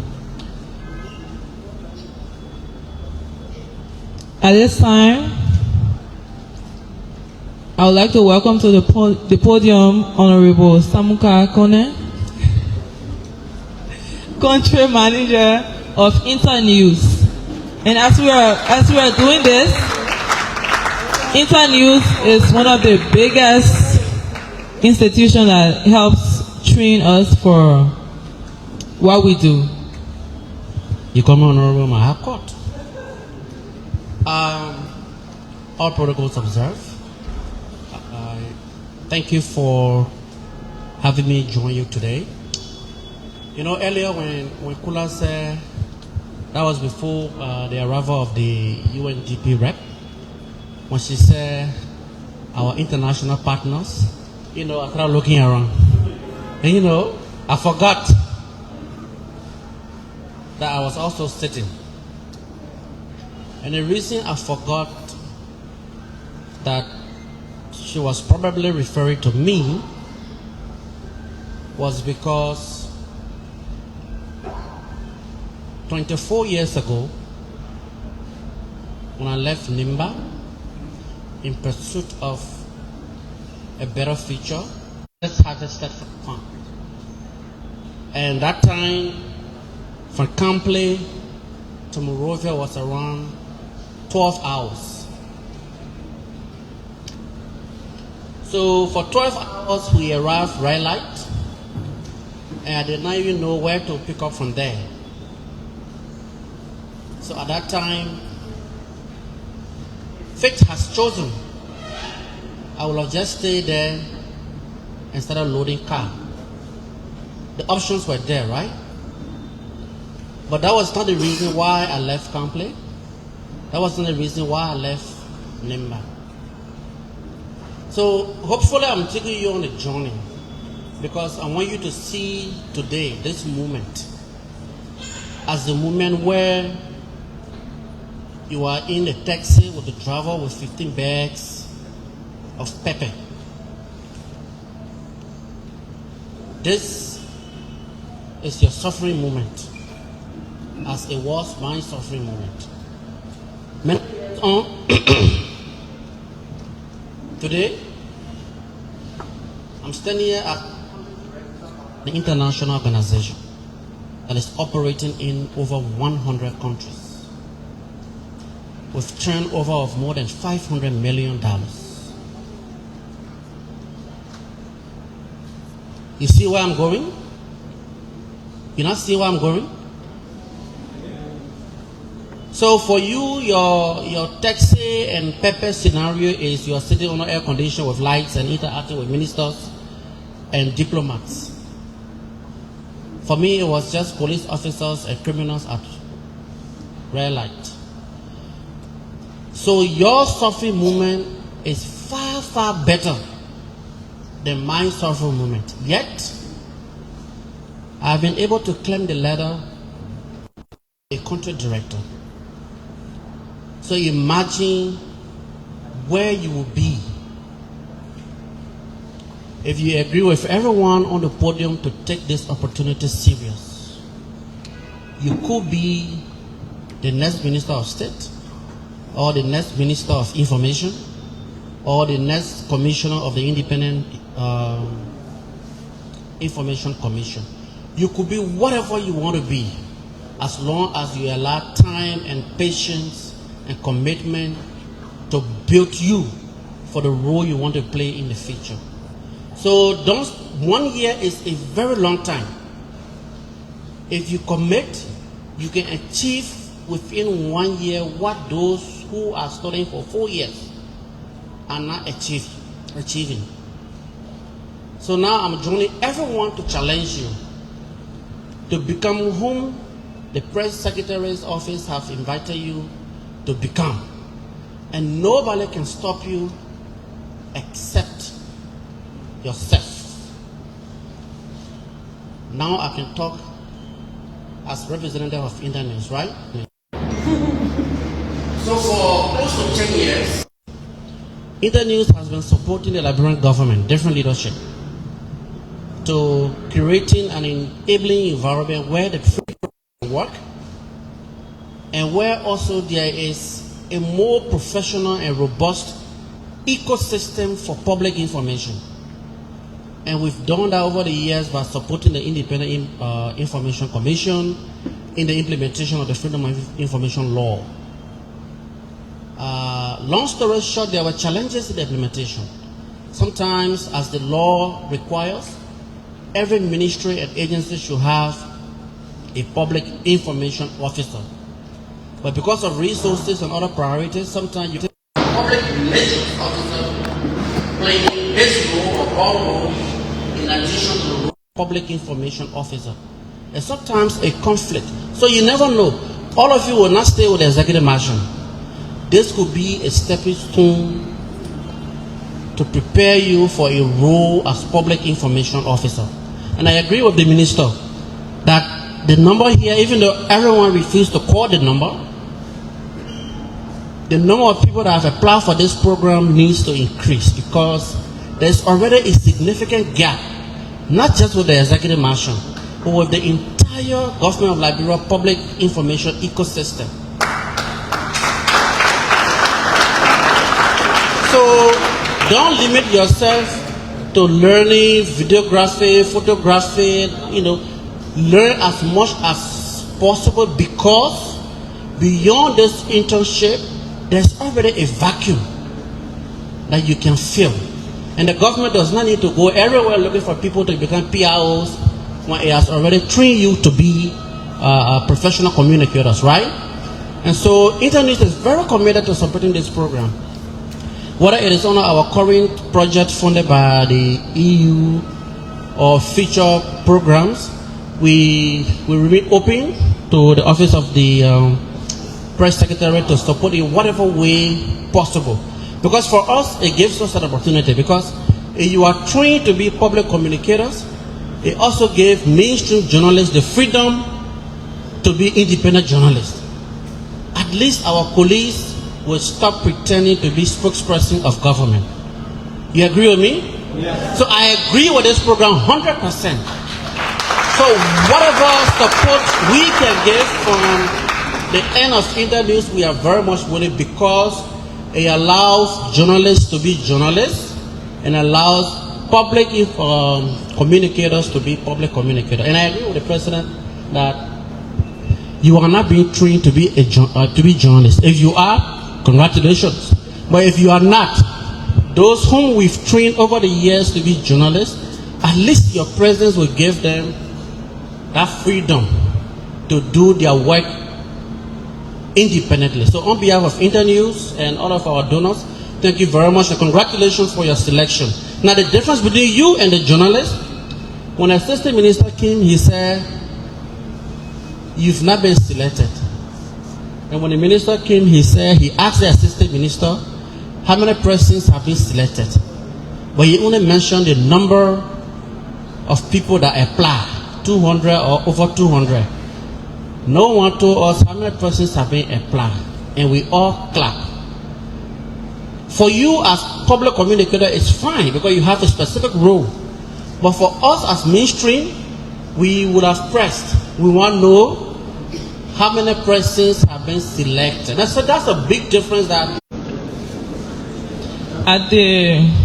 we at the Office of the Press Secretary, we try as much as we can to project the presidency, but we have an entire ministry that's dedicated to projecting the workings of government. So at this time, it is my honor to welcome the Acting Minister of Information, Honorable Johnny Takpa, for remarks.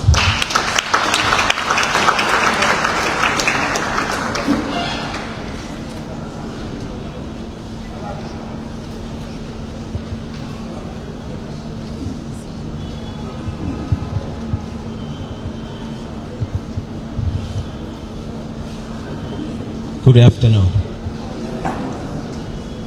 When she made the introduction, I was kind of thinking if I should follow what the acting minister said, that the number should increase, but I have to be careful. But I'm elated to be here this afternoon. I'm really a believer that young people should be empowered, so I'm happy to be here. With special recognition to the high table and a special recognition to the acting minister who is increasingly becoming a partner of mine because we talk like almost every day. I want to welcome you and I want to recognize you. I also want to recognize the thinkers of this process, Madam Kula and the Deputy Minister and your team. You could not have done it better.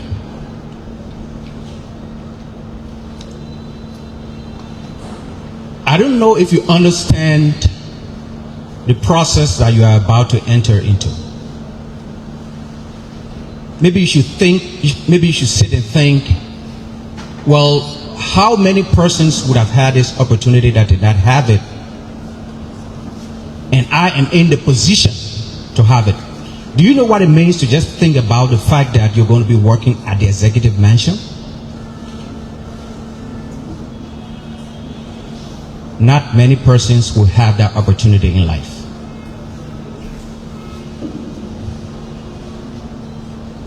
I bring you greetings from MICAT. And as she rightly said, MICAT has the largest conglomeration of the people you're going to be interacting with on a weekly basis. So think about that. As you enter this role, I want to challenge you and perhaps deviate from previous speakers and just give you an important story about myself. About 30 years ago, I had the opportunity of entering an internship program myself. I will not call the institution's name. But when I entered the institution, two things I saw.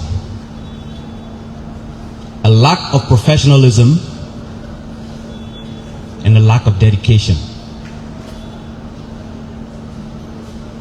When the institution closed to customers by 4 o'clock every day, from Monday to Friday,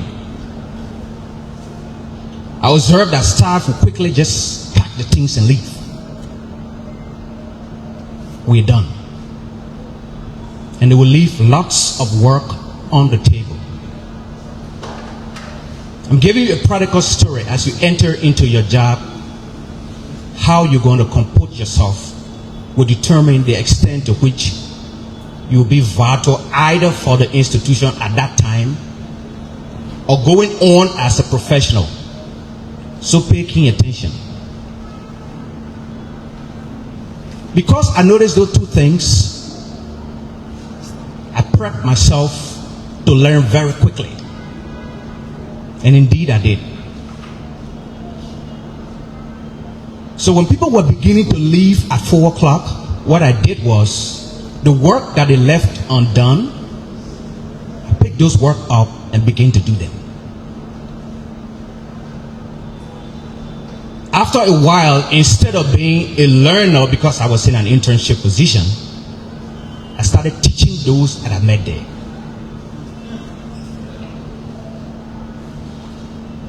Think about it.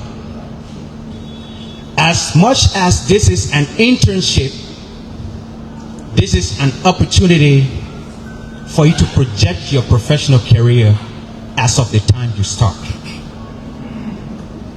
So I want to challenge you in a special way that don't just say this is an internship. For some of you, this is going to be an opportunity for you to spur your professional career as at the time you begin your job. Because I work at MICAT, and as I said earlier, we have the opportunity of putting together the largest conglomeration of internships as well. In this, as we all have heard, the journey of 1,000 miles begins with a footstep, right? So you now have the opportunity, and the ball is in your hand. Thank you.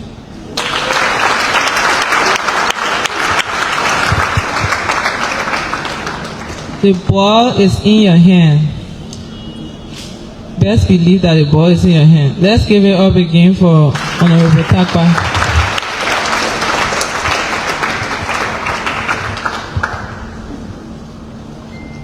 At the Executive Mansion, journalists who cover the presidency have their own union, their association, and there's a leadership in place, but I like to think that there's one powerful man who is soft but hard. It is my pleasure at this time to call to the podium Honorable Godfrey Badukwansa, President of the Executive Mansion Press Corps. Thank you very much.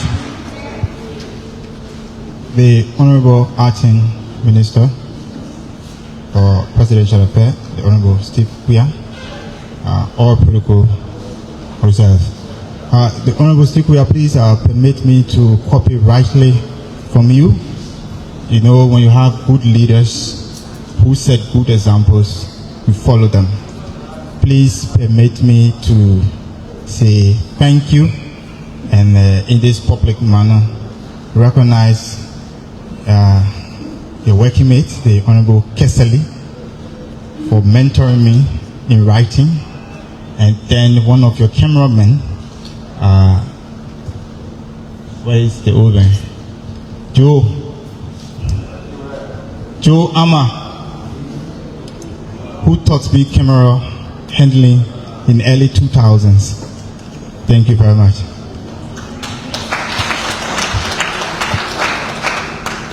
You see, my brothers and sisters and colleagues, almost everyone who came out here to speak had their own experience to share. This shows that you are not dealing with just people. You are dealing with professionals. I just show you two people or two persons. I have other experiences. I was mentored in Ghana on a refugee camp through the state broadcast GTV. I learned there for 5 years without pay. And after the 5 years, I came back home. I was trained in camera handling, photo taking, and later the news department for writing. We pray and hope that as you join this team, this is not where you come and get your G's. This is the presidency. You want to get your G's? Get on the street and get G's from the share. You see something, you hear something, or you are doomed. For us, we the writers or assigned reporters, it is our job to do the otherwise. But you are going to be part of their team.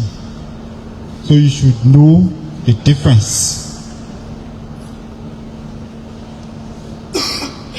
You are young people. If you have your egos, you have your anger issues, please leave them home and go and learn. You are going there to learn. You are not going there to force. If you know you already know it, please cancel the application and create space for another person.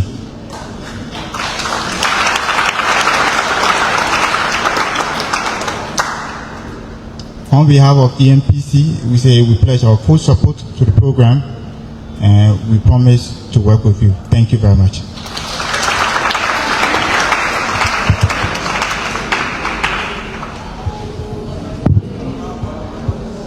Don't see looking small young lady, that powerful man over there. When EMPC staff ready to give me trouble and say, girlfriend, say, calm down. But then sometimes he himself will start giving all the same stress. So, thank you, girlfriend. Can we give it up again?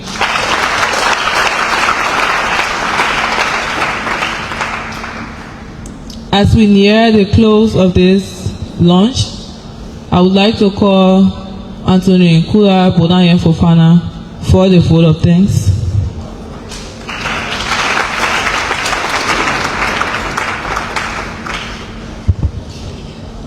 You're clapping for me, Ayaja.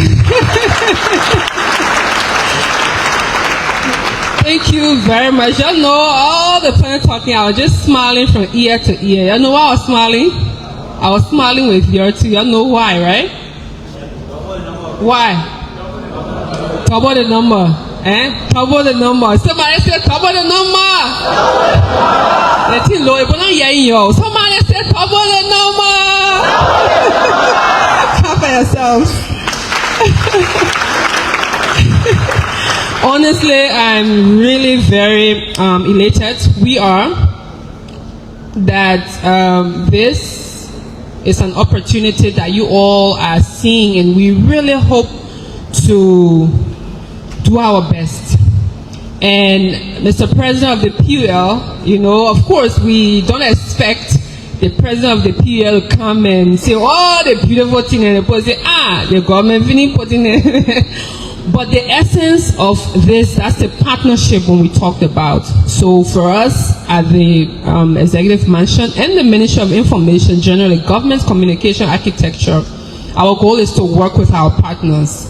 And he did ask some critical questions. He wanted some reaction. One, this is not a training for journalists. However, because we're in public communication, we will partner with independent institutions like yourselves.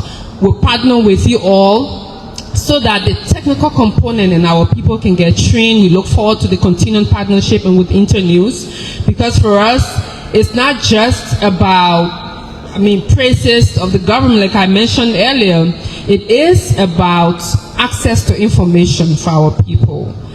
And because you hear what the president of the Executive Mansion, or the chairman of the Executive Mansion press code, they talk about, we work with them, we respect their independence.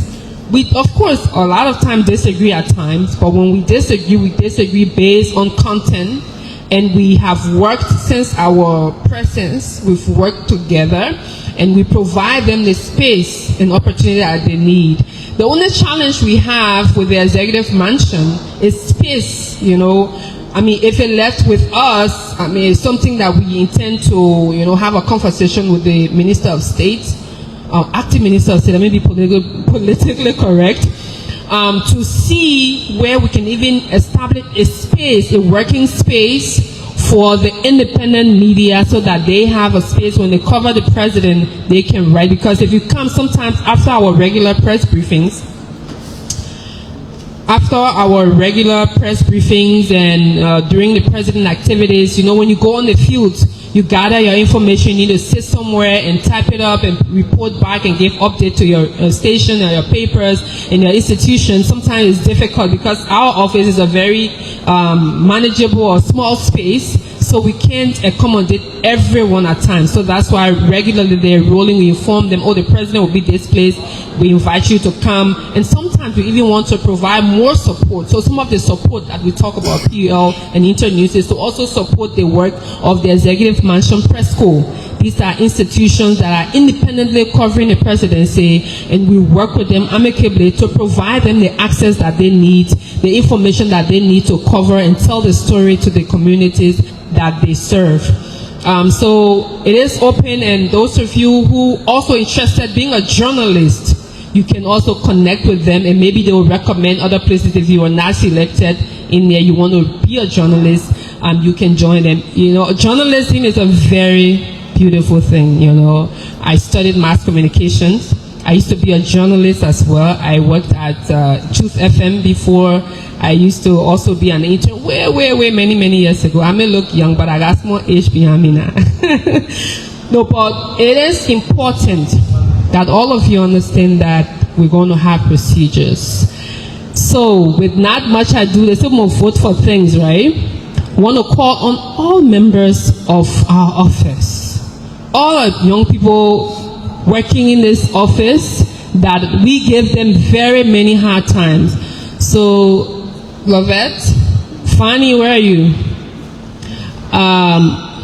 Usman, AB, Joe, Kesali, Tewa. It's a big and small family. Why are you? Please come up front. Please, please, please. Valai, Deputy Press Secretary.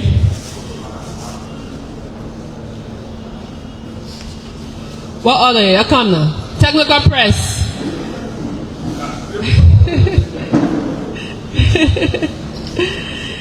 Our great guy.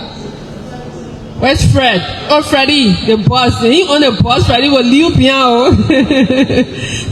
You know, in every organization, for an organization to be strong, you need attend 13.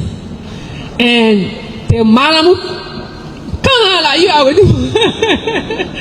But she's coming, and if you smell some nice aroma, she's in charge and making things happen. Y'all give it up for attend 13 commander.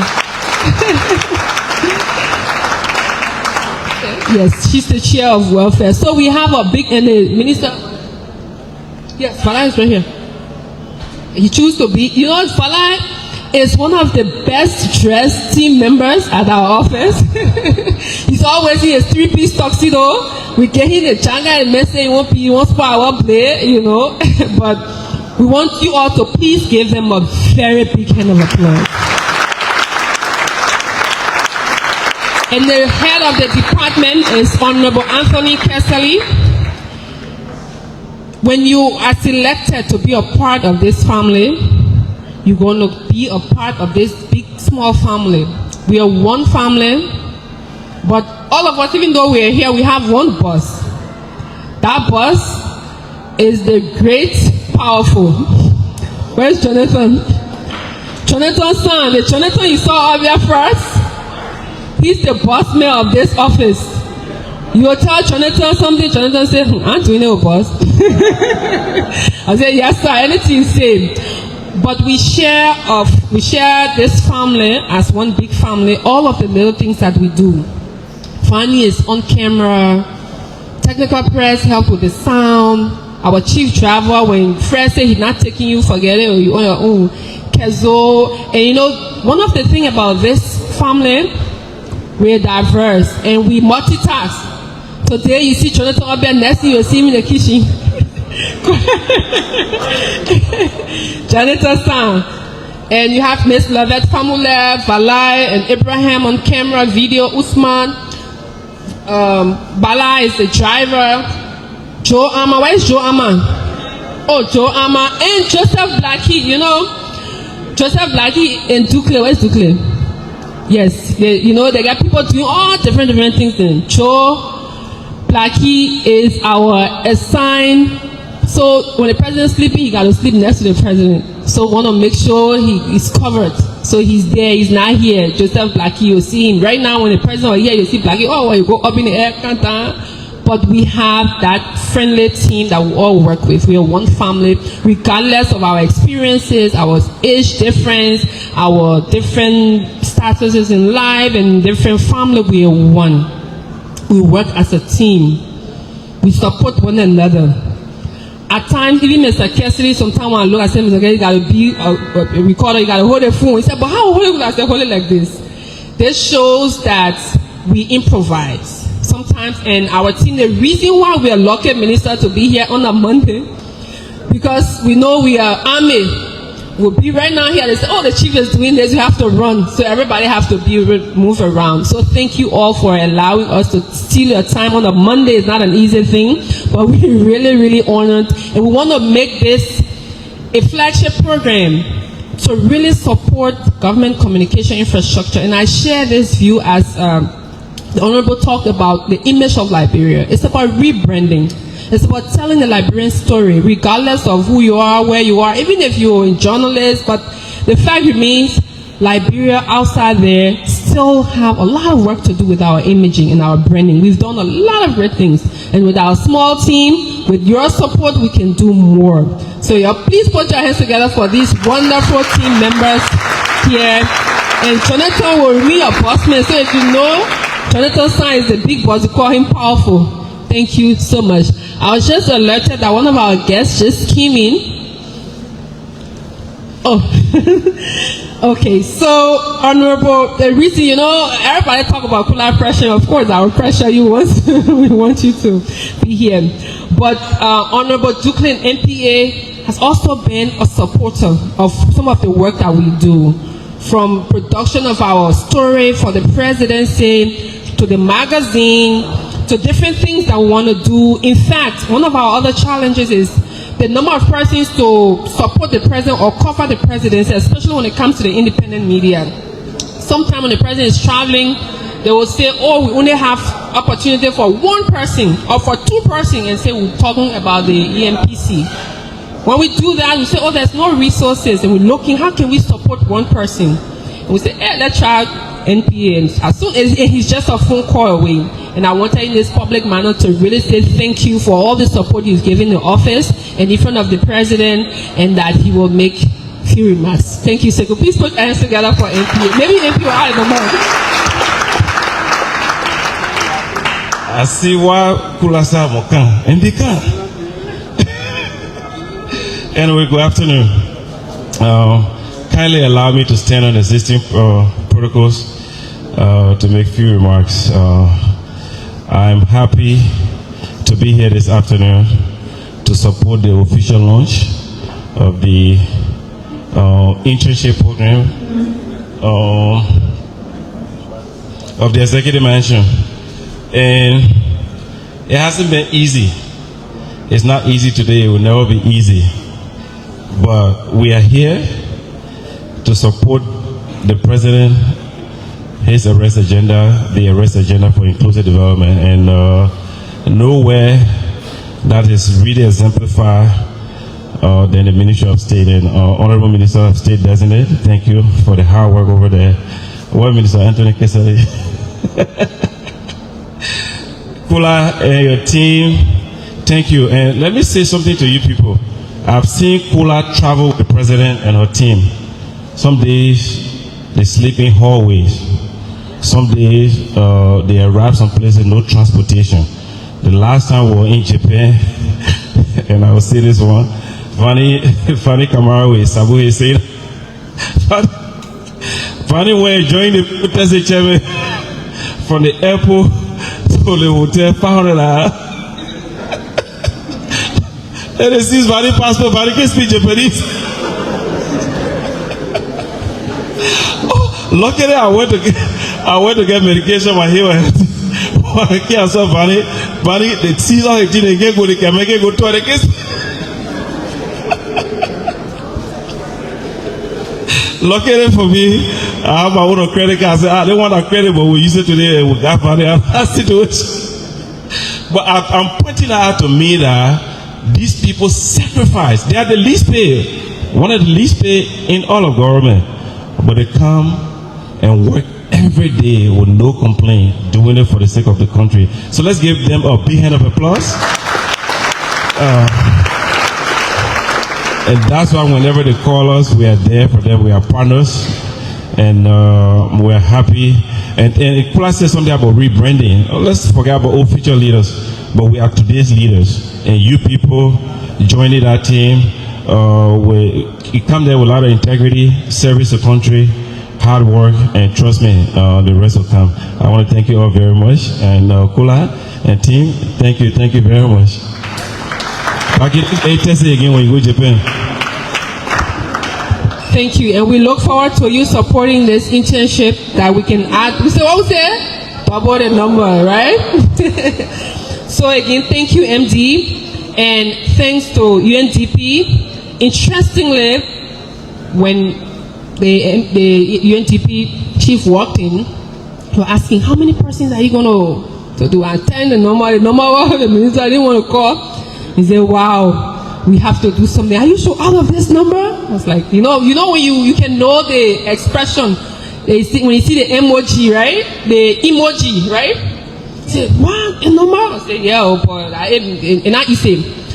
but I'm sure the interest is that at the end of the day, you will have an opportunity to serve your country. And that's for me is the most important thing. When you're giving an opportunity, it's not where you are.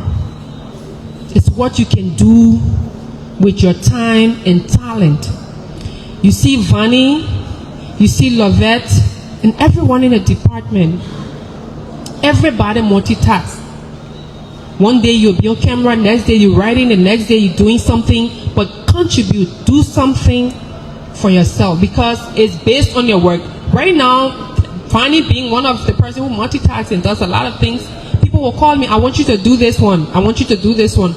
That alone is also helping your CV.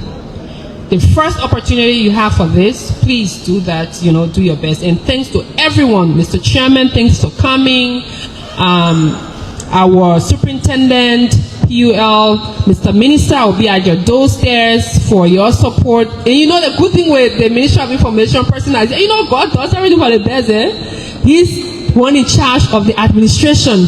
He can say, you're posting budgetary allotment on his side, so we'll go connect with him more. And to everyone. And support from the Food Authority. We just saw our big sister came in to support this initiative. We want to say thank you for taking up your time to be here. And all those who have come and who came, who you weren't invited, but you saw this and you were here. Those of you following online, we say thank you for your opportunity. We have item 13. What will happen is after now, we're going to do the group photo. And after the group photo, the high table will just walk there and serve yourself. And the rest of us will just stand in line, order it, grab a plate. When we finish eating, then we'll come back to our regular business to talk about what we need to talk about here. Thank you all, and do have yourself a wonderful afternoon. Thanks. So the people can say issue and the boss is definitely eating the MC show. But yeah, photographers, that backdrop, or this one, right here. The first is okay. So can you guys come over?